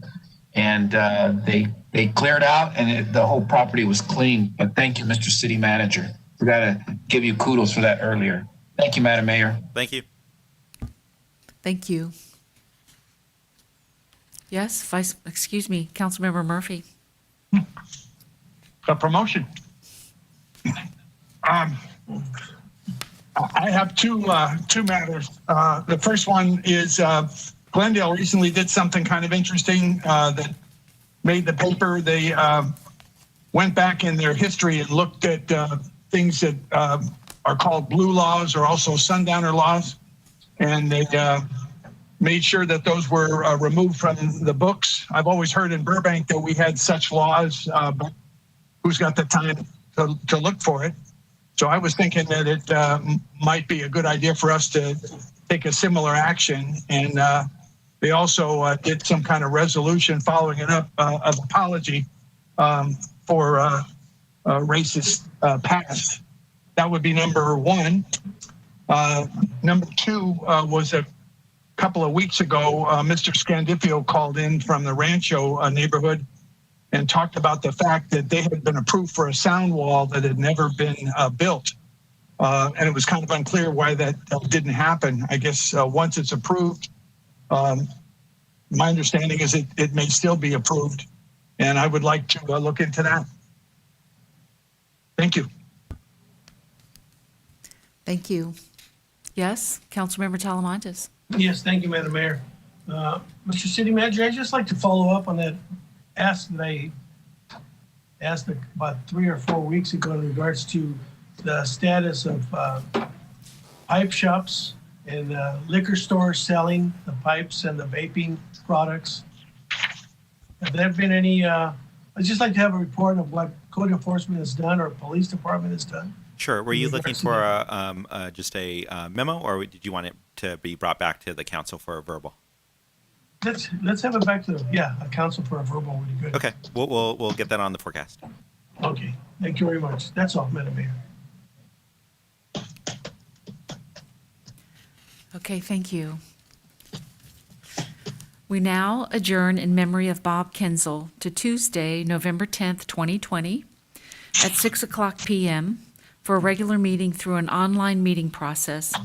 The public may view the meeting online or on television and will be able to provide public comment in the following 3 ways: by leaving an e-comment on the city webpage, burbankca.gov/e-comments, by emailing the City Council directly at citycouncil@burbankca.gov, by calling in directly to the council meeting at 818-238-3335.